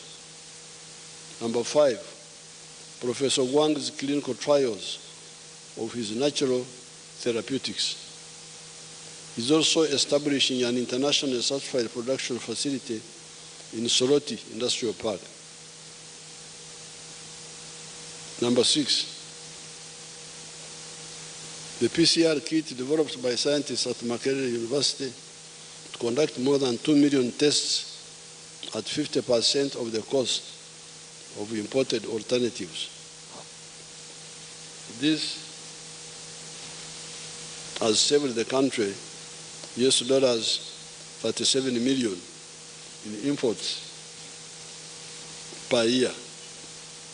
Number seven, Guru University developed highly effective rapid test kits to crop diseases for cassava and sweet potatoes. Number eight, the Engineering Development and Innovation Centers in Rwebitete, Kiruhura District, and Namamvi are enhancing capacity for industrial technology, metallurgy, electrical and electronics, civil engineering, automotive technology, agricultural mechanization, and construction machinery.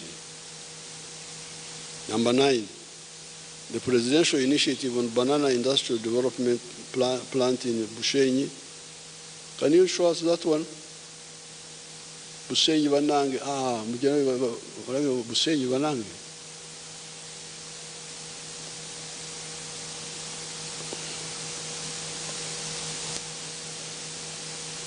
If you want to not to die from heart attacks, you take our bananas. They have got potassium for your heart muscles.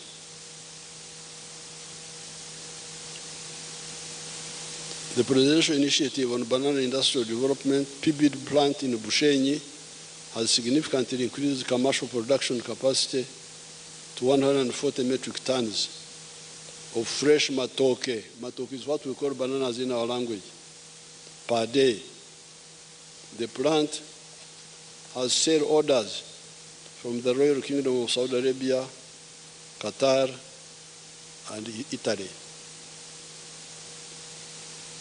Over the last 17 years, the NRM government has prioritized infrastructure development, especially the roads, the railways, and electricity. We now have a solid foundation to support industrial development. All parts of the country are interconnected using tarmac roads and wood maram roads.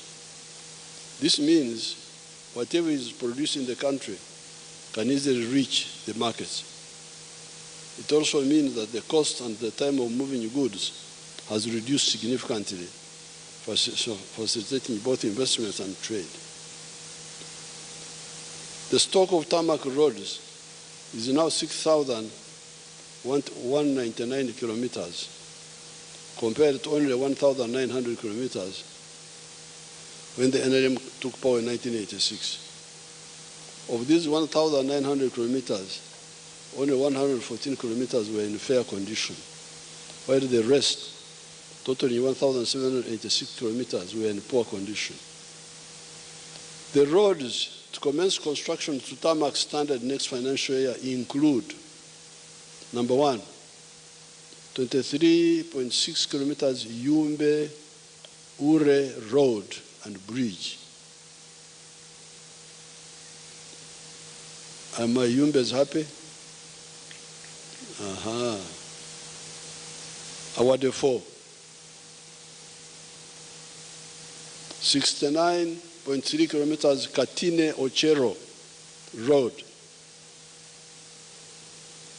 Apoyo. And 2.9 kilometers of town roads in Kaberamaido and Karaki towns.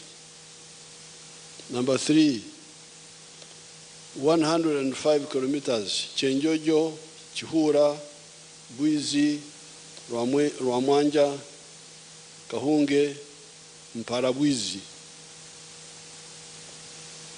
Mwebare muno. 56.3 kilometers Iganga, Bulopa, Kamuri, Jinja.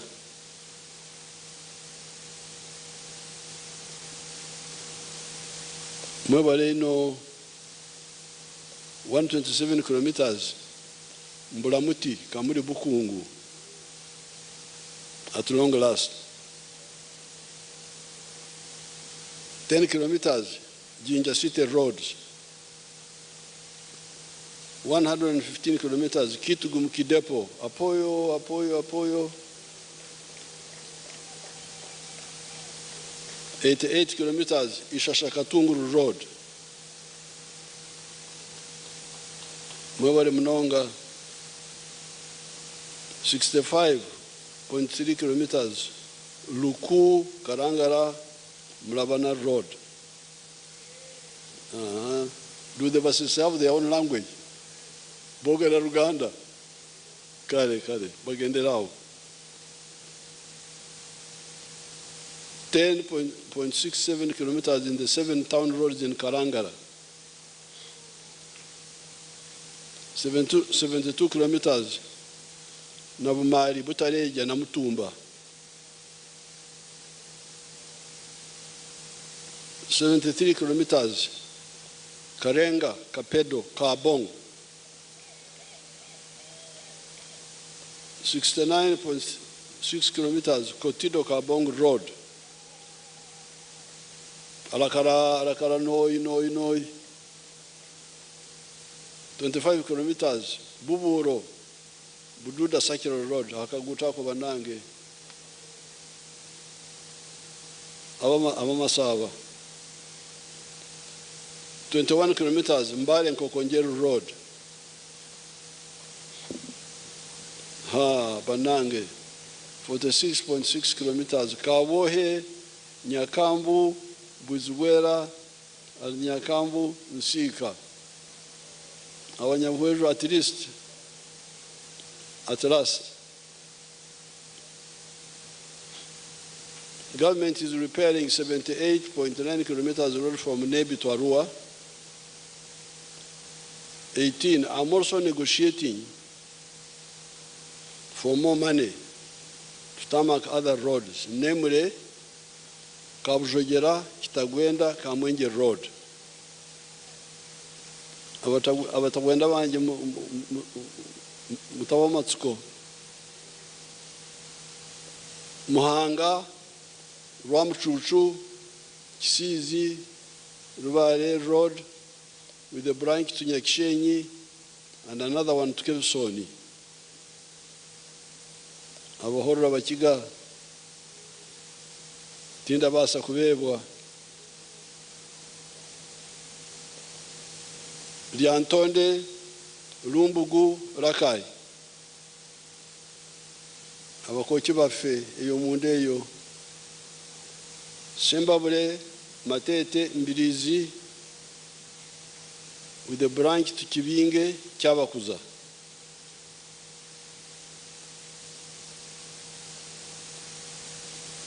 Myanzi, Kasanda, Kiboga. Abantu bange be Kasanda mu akaluru mukatereze utereza akaluru eyo.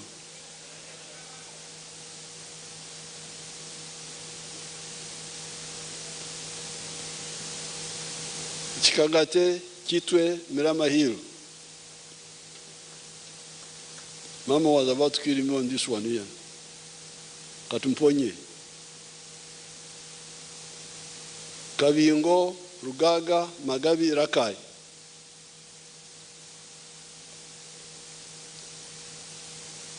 Ruero, Butarangwa, Ngoma, Williamshenyi, Masindi.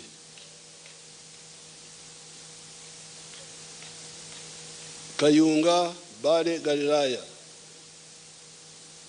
I'm going to get additional money for these roads because we have been talking about them for a long time.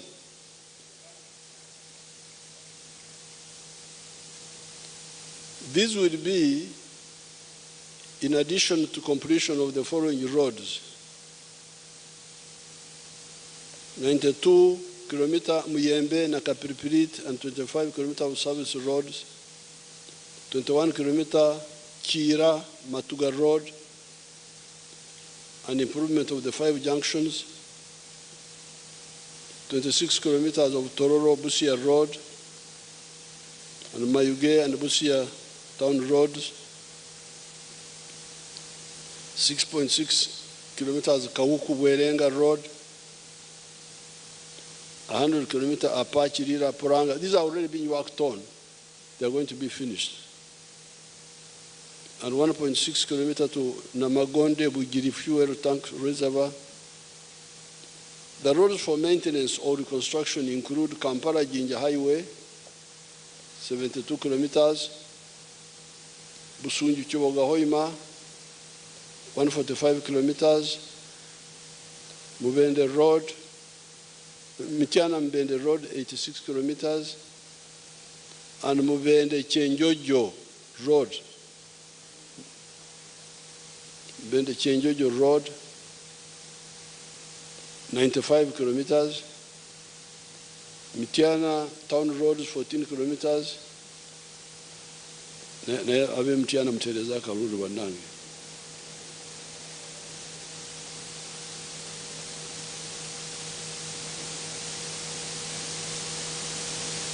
Buno busajja buli eyo tubona kye bukola butabu.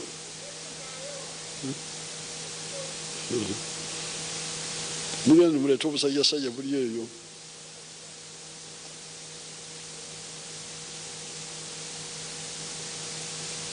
Arui, Nebi Road, 33 kilometers, this is in West Nile. Pakwacha and Nebi Town Roads.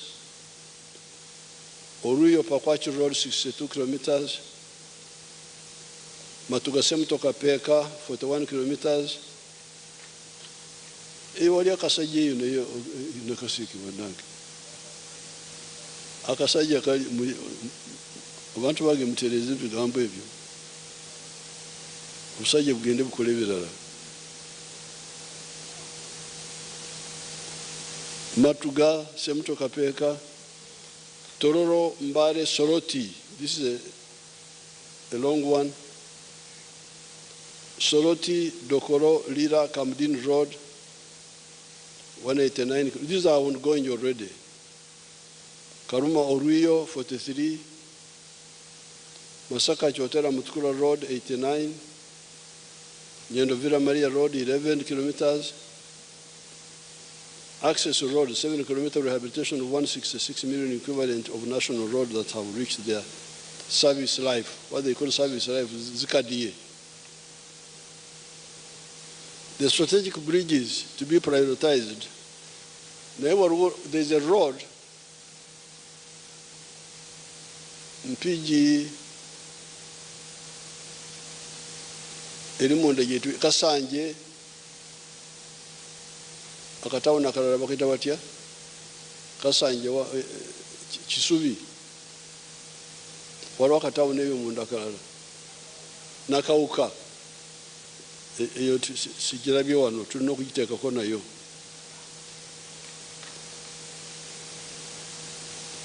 Naye abantu batereeza obululu bannange kubanga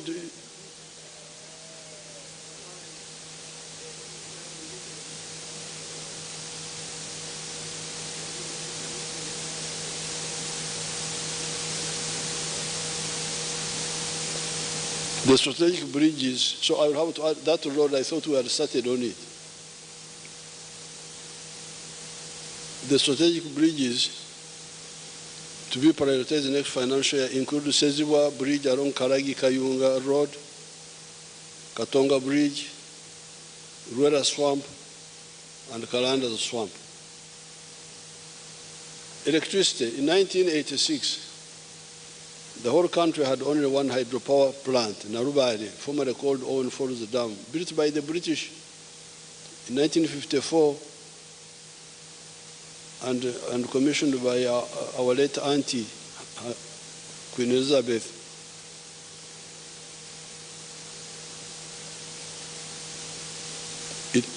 With the maximum capacity of 150 megawatts of hydroelectricity. There are now 4 large hydropower plants at Narubare, Chira, Isimba, and Karuma, with a combined generation capacity of 1,163 megawatts. Other sources such as Chigwabia, Sabo Konge, solar power in Mbende have added another 888 megawatts. This brings the total installed electricity generation capacity to 2,052 megawatts. However, given the growing electricity demand arising from the new manufacturers, this is very inadequate, and the available capacity will run out in about 5 years from now. So when people talk of surplus, there is no surplus. It will very soon be overtaken. In the past, delayed investment in new electricity generation capacity led to power blackouts, you remember, and affected productivity in the industrial and services sector. To stop this from happening again, the government will commence investment in new hydropower plants at Ayago, in Nwoya District, 840 megawatts, Kiba in Oyam District, 400 megawatts, and Oryang in Nwoya, 382 megawatts. In addition, work is ongoing for the 8,400 megawatts nuclear power plant in Uyende District. All these investments, when completed, will bring Uganda's electricity generation capacity to 12,074 megawatts. But we are aiming at 52,000 megawatts. Human capital. The government continues. Don't mind the long speech. You are the ones who invited me.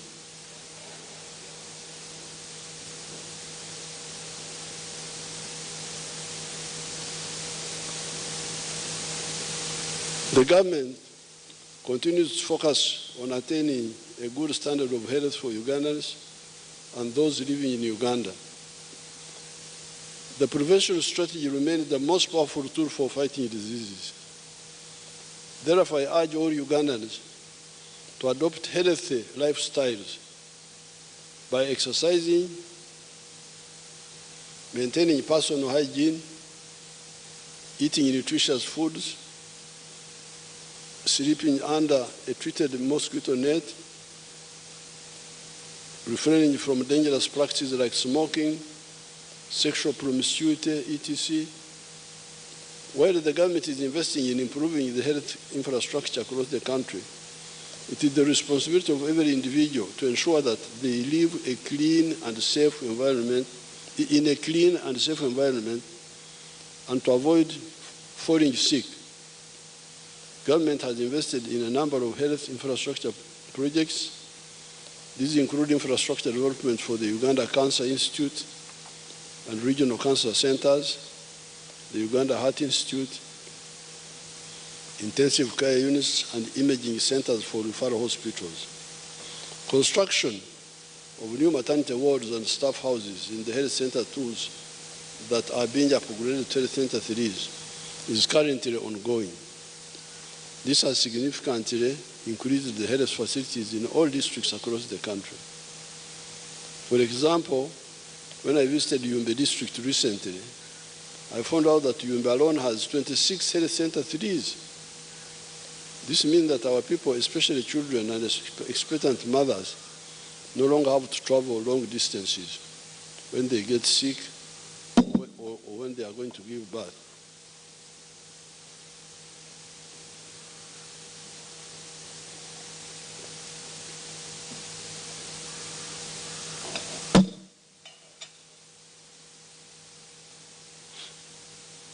This also supports immunization, which helps to raise healthy children and supports the detection of dangerous disease outbreaks before they spread.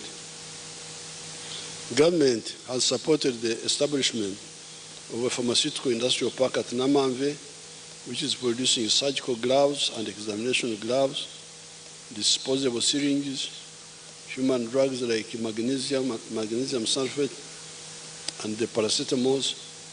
Next financial year, the government will support the construction of specialized centers of excellence for cancer and cardiovascular treatment, among others. Education. The government has introduced reforms in the education sector which are aimed at reorienting the curriculum towards a competency-based approach. This involves equipping learners with practical skills and competencies that are required in the private sector. This will help to reduce unemployment among the school graduates. The government continued to implement the Universal Primary Education Program, reaching 8.8 million learners across 12,433 government-aided primary schools at a sum of Uganda shillings 184 billion. The government, through the school facilitation grant, constructed 413 new classrooms for primary schools and renovated 181 classrooms. Government procured and distributed 334 sets of mean laboratory equipment to 334 primary government schools to enhance practical science learning and foster early scientific curiosity among young learners. A total of 593 teachers were recruited to facilitate operationalization of the new grant-aided secondary schools in sub-counties. The government has successfully completed the construction of an additional 50 seed secondary schools under the Uganda Intergovernmental Fiscal Transfers Program, bringing the cumulative total to 161 seed schools out of the 259 planned. The majority of the remaining schools are progressing well and are on the schedule for completion by June 2025. The total number of government-aided primary schools in the country is now 12,550.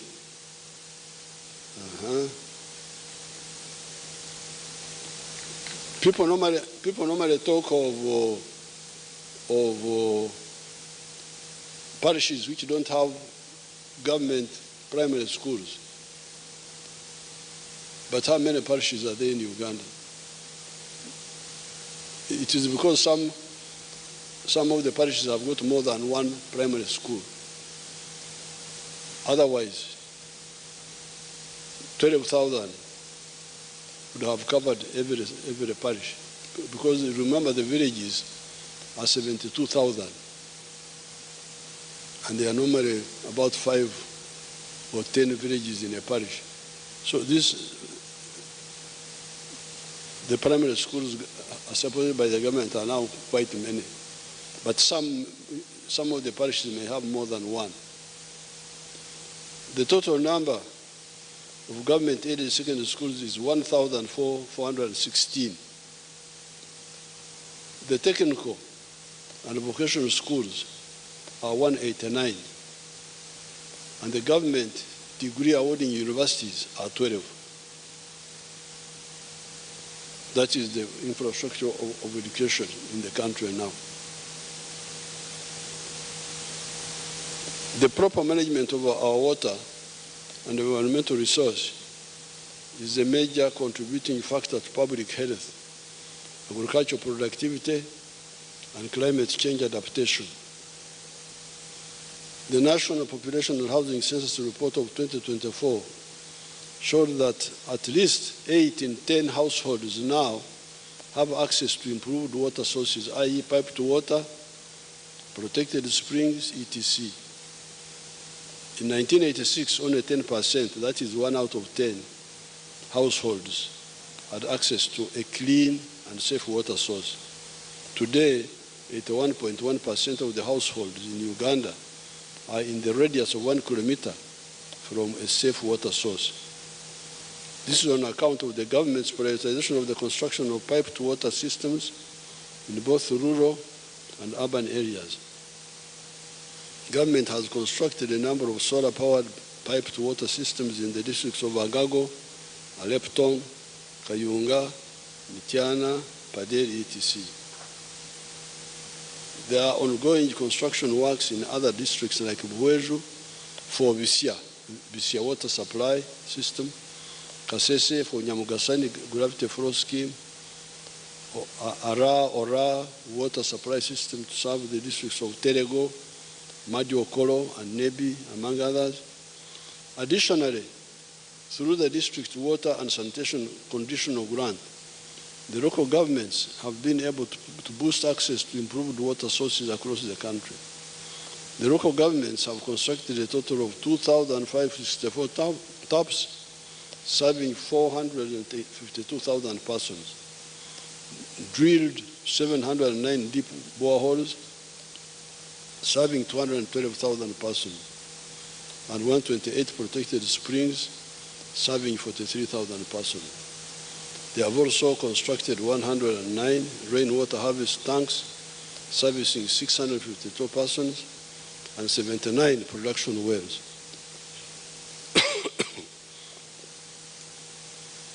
A total of 1,333 boreholes and 28 piped water systems have been rehabilitated across the country, thus restoring service to 417,000 persons.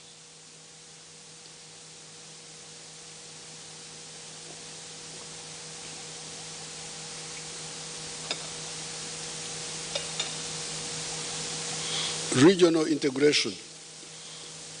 The political balkanization of Africa created small states, many of which have got smaller populations. Uganda, with 46 million people, is one of the bigger states. The solution of this problem is regional integration. The whole of Africa has got a very high population of 1.4 billion people, 1.5 billion. But this population is broken up in small units. Smaller populations mean smaller markets.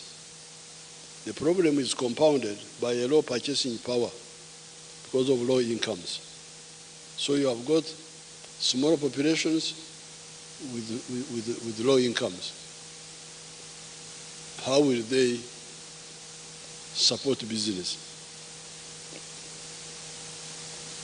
There are also problems in the regional market, such as the lack of roads and lack of communication to enable us to fully exploit the regional market. That is why, for instance, Uganda has undertaken the construction of the Mpondwe to Ben Highway to ease connectivity between Congo and Uganda. If we mobilize the whole of Africa to remove all trade barriers, we shall no longer worry about being shut out of markets in Europe or the USA. During the budget, I will speak more about this issue of integration. I think now, let me finish so that people can survive and go home.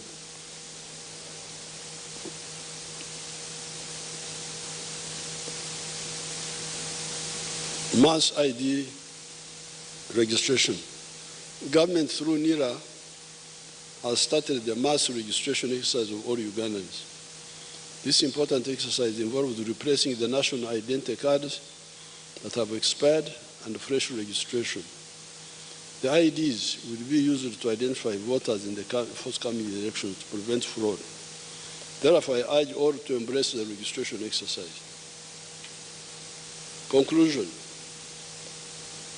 As I conclude, so you see patience pays, you have really survived. As I conclude, I wish to reiterate that the NRM is aiming at making Uganda a $500 billion economy in the near future. We have identified 4 key areas to drive this rapid growth. First is agro-industrialization. We must add value to the abundant agricultural raw materials that we, the wealth creators, are producing: coffee, dairy products, beef, fish, fruits and vegetables, cocoa, cereals, poultry, piggery, cotton, tea, etc. These value chains have a combined untapped value potential of US $20 billion. Second is tourism and travel. We have a strategy to increase tourism inflows 5-fold by doubling the average spend and average stay time per tourist. Our tourism value chain has a US $50 billion potential. Third is mineral beneficiation and manufacturing, including oil and gas. We are finalizing quantification of our mineral deposits. We must add value to our minerals deposits. We must add value to gold, iron ore, phosphates, limestone, tin, copper and cobalt, lithium, uranium, etc. The confirmed value addition potential for our minerals is US $25 billion. We have also finalized plans and signed the first contract to build the East Africa's largest petrochemical industry around our oil and gas reserves. The fourth area is science, technology, and innovation, including ICT and digital transformation. What I have said in this long speech is that Uganda is now unstoppable in terms of economic growth and socio-economic transformation. Our security apparatus is also robust. All this is in spite of the mistakes of the careerists that infiltrated the civilian echelons of the NRM and even within the UPDF to some extent. These are normally after personal enrichment and power. They hardly bother with salvation policies of Uganda or Africa. During the budget speech, I will talk about 2 issues: corruption and the East African Federation. In spite of these mistakes and the external meddling, as you have seen, Uganda is unstoppable. Why? It is on account of our correct position on philosophy, ideology and strategy, and the fear of God. Therefore, the malignment notwithstanding, Uganda is moving forward. It is now irreversibly a middle income country with a GDP per capita of US dollars 1,263, as already pointed out. It is number 7 among the fastest growing countries in the whole world. The source is the IMF. IMF, when you hear a cow talking, then what are you asking?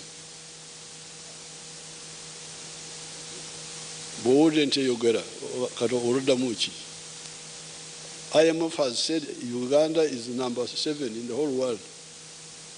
IMF, Sim 7 at. And this is before oil. With oil, we shall be the first in the whole world. It is growing at 6.3% per annum. It is projected to be 7% next year, 2025, 2026, and will grow in double digits after oil. Akahanjururwasha, tukahungurwa munobi. This is the other language. You know the other language. Akahanjururwasha, tukahungurwa munobi. What God has created cannot be destroyed by haters. In recent times, one of my happiest days was the 6th of May, 2025, when we held the NRM Village Assemblies Barazas.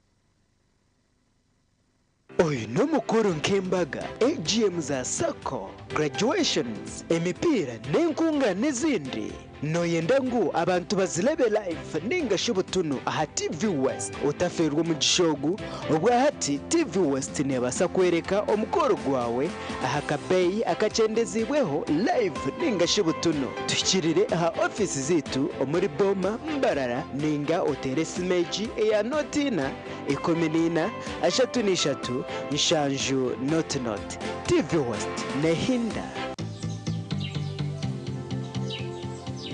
Orwa mkaga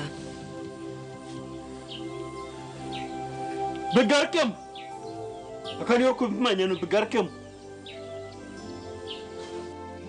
Bugambe ni okubimanya Ndio mukoti Eh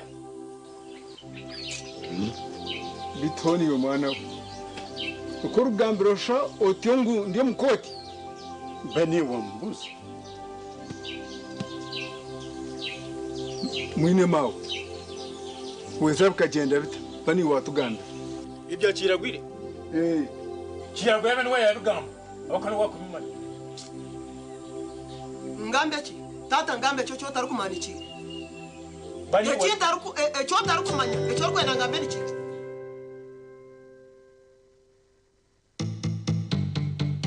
Ombere kwije juba Bakwa no wakwa abekibina Kwakora Okumuntu bakazanyirwa bakobakambira mutindimu Boroku Ito bekibina cyo mbashe bitwaro mukaga Ekina ko ejibaraka tyakugamu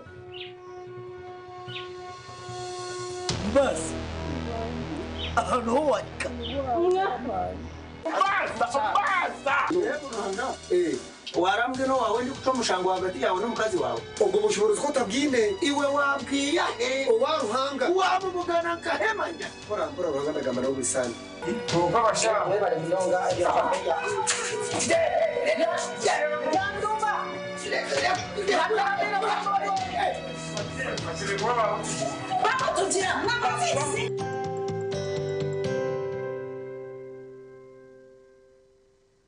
okwayahayanira entebe yo bwa meya bwambarara kuriyo ni kosya TV West yakuretera ikiganiro eki butunu aho turashutamise bona abesimbira bwa meya bwambarara city twegiteho ubwo bari kutumurikira entekateka zabo ezibinire ekibuga cyawe utaferwe ikiganiro eki okure entekateka z'abantu bawe rero ukabona okukora okusharamu okwikire ukarona umwebembezi urakuretera entunguka ikiganiro eki nikije kubaho urwo kubanza ebirabe na bishatu byo kwa mukaga 2025 shahina zekiro butunu ahambeho za TV West twegiteho okore okusharamu okwikire ikikwikibwaho aba Flax Digital Production abineza screen impango rwiguga ezokoresa omikoro yona kubayikirira tira note umushanje notemwe ashatu nishatu inshanju nemwe not hamwe na Acacia Country Inn abinobuhereza bwa hoteli n'umwanya go kwereramo imikoro okwa mukagoko nitwisha kuba nitujaguze kiro echa World Environmental Day abo kugira ngo TV West etwire na inageza programs zo kurinda by'ubuhangwa ebiro 30 byo kweza kwa mukaga nitwisha kuba niturangirira umusingizi w'impaka z'amashomero agarabe gakuzireje omukuhangahanga w'ibyishongoro narishe bitebyo ebikwasira kurinda by'ubuhangwa ishomero rasinje ebirabona ibyinje bonishiwori inzireje reka twatanise omukurinde by'ubuhangwa byitu ahagwanyensi yakubanonje bishagiciro aba beach abaruguza no kugura amataka muka generation development crew abari kurinda by'ubuhangwa bwensi hamwe na Mizabibu Gardens abino buhereza burunji ubwa hotel hamwe n'umwanya wo gukoreramo imikoro igana katwanyisibire Radio West gamba mpre ni radio ruleta ntunguka kandi ariko z'ururimi rwawe okutungura no kucyamura abantu okurabira mu programs zitare zimwe na zimwe n'amakuru music nungi ubuzano bwo kusingura sente n'abahereza abo mutano ijoranyisa ha Radio West umanyisa bukikuru bw'abantu ebyo rukora hatwatira Radio West aho rihona mbarara igana katwanyisibire kabare 94 katonyezishatu Masaka igana mukaga katonyezmukaga Kampala 95 akatonyezibiri Fotopoto 91 akatonyezinote Radio West Gambambre ori mukuru w'ishomero rya seniya ningo inishomero noyenda kwejumbira omumpaka zo kurinda by'ubuhangwa TV West yakuretera mu gishoko hangaho byeshongoro emizano nareshe bitebyo ebyo kwata kurinda by'ubuhangwa na theme conserving the environment for better generations TV West neija kuba nekwata ebyo bihangirweho kandi bitahambeho zayo n'amigutu yayo iyakanyabwenje ishomero rasinje omukuhangahangaho bigisha kwihangurira enomero iguga okwegita umpakizi tuchira office zit umurembo rwambara ahari Stanley Road obutarenza ebiro 10 byo kweza kwa mukaga TV West nehinda twegiteho aha program yareba hindijire ahitoro ko bantu kwegesa okuwa kubasa kushikiriza biroto byawe sibona beninde bantu kanitegatika ngo kuza kushwera nabasa kuba naga ko mwikuru aineke mwani ni expectations ezina binini kokana aba 1 ekeriyo kujya ngo ushwe bomusheja okutina hanga nitubantu tayisa abantu abarabiro mbintu nyamwinji konga bakatunga cyo barakwenda ituntu twatugamba rungereza mazima excuse me sir. Although you are a teacher, we cannot keep quiet when you are leading us astray. Niwana huririre headmaster yemerera nawe yagamba kanta kataranye bire. I know. Familiarity breeds contempt. Headmaster yihayoruga. Very good for.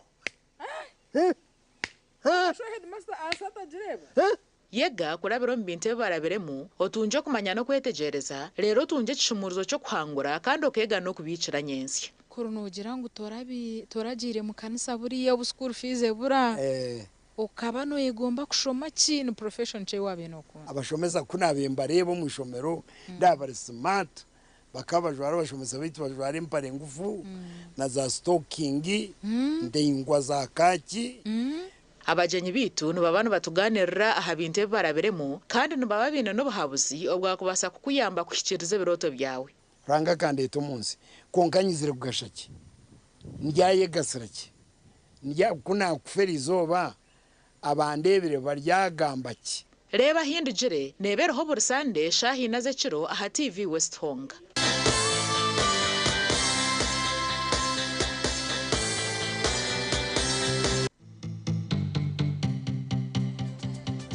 Ferwa. Hello, my beautiful people. Agandi, Tidiaho, this is your girl, the beautiful one, Lala the Vibe with. The one country program.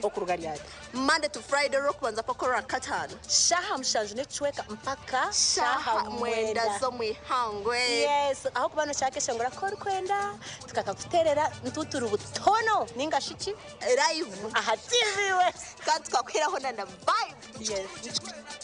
Hey, we love you so much. Stay tuned tubakunda. Bye bye.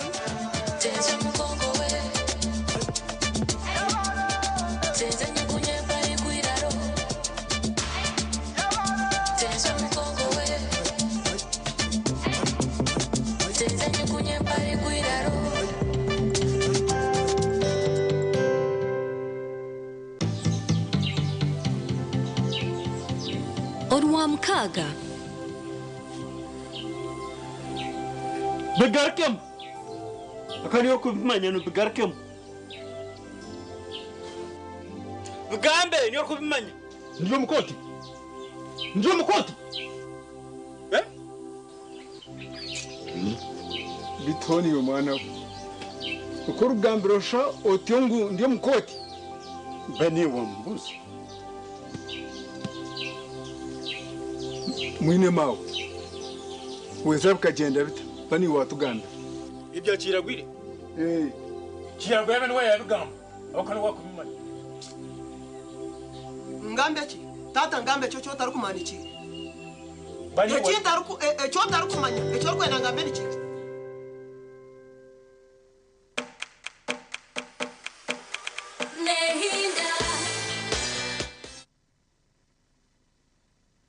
It's not possible. I don't think it happens in other armies. So we need some capacity building for members of parliament.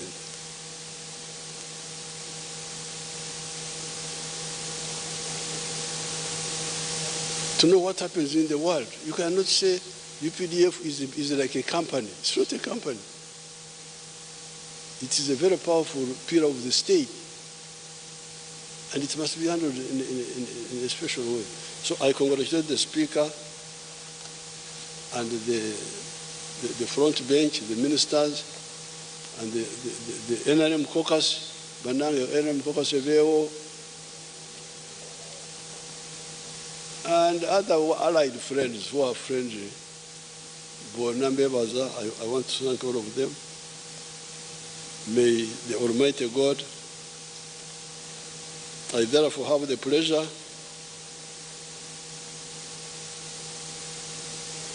to declare the 5th session of the 11th Parliament open.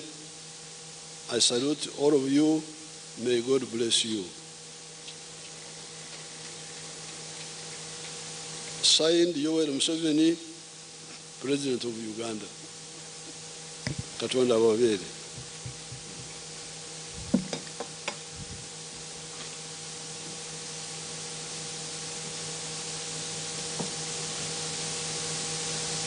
Thank you, Your Excellency, for the clear and concise composition of the government policy in your address to the nation and for fulfilling your constitutional obligation under Article 101(1) of the Constitution of the Republic of Uganda. Your Excellency and honorable members, kindly allow me to take this opportunity to recognize the presence of the former speakers and presiding officers of the Parliament of Uganda. We have the Right Honorable Francis Butagira, 1980 to 1985. We have His Excellency Yoweri Kaguta Museveni, the Chairman of the National Resistance Council, 1989 and 1996. Right Honorable Edward Kiwanuka Sekandi, 2001 to 2011. We have the Right Honorable Alhaji Moses Chigongo, the Vice Chairperson of the National Resistance Council, 1986 to 1996. We appreciate them for the contribution to strengthening the foundation on which legislature stands today. May the good Lord bless all of you, because we are where we are because of you. And we'll also leave it for the next people who will come in.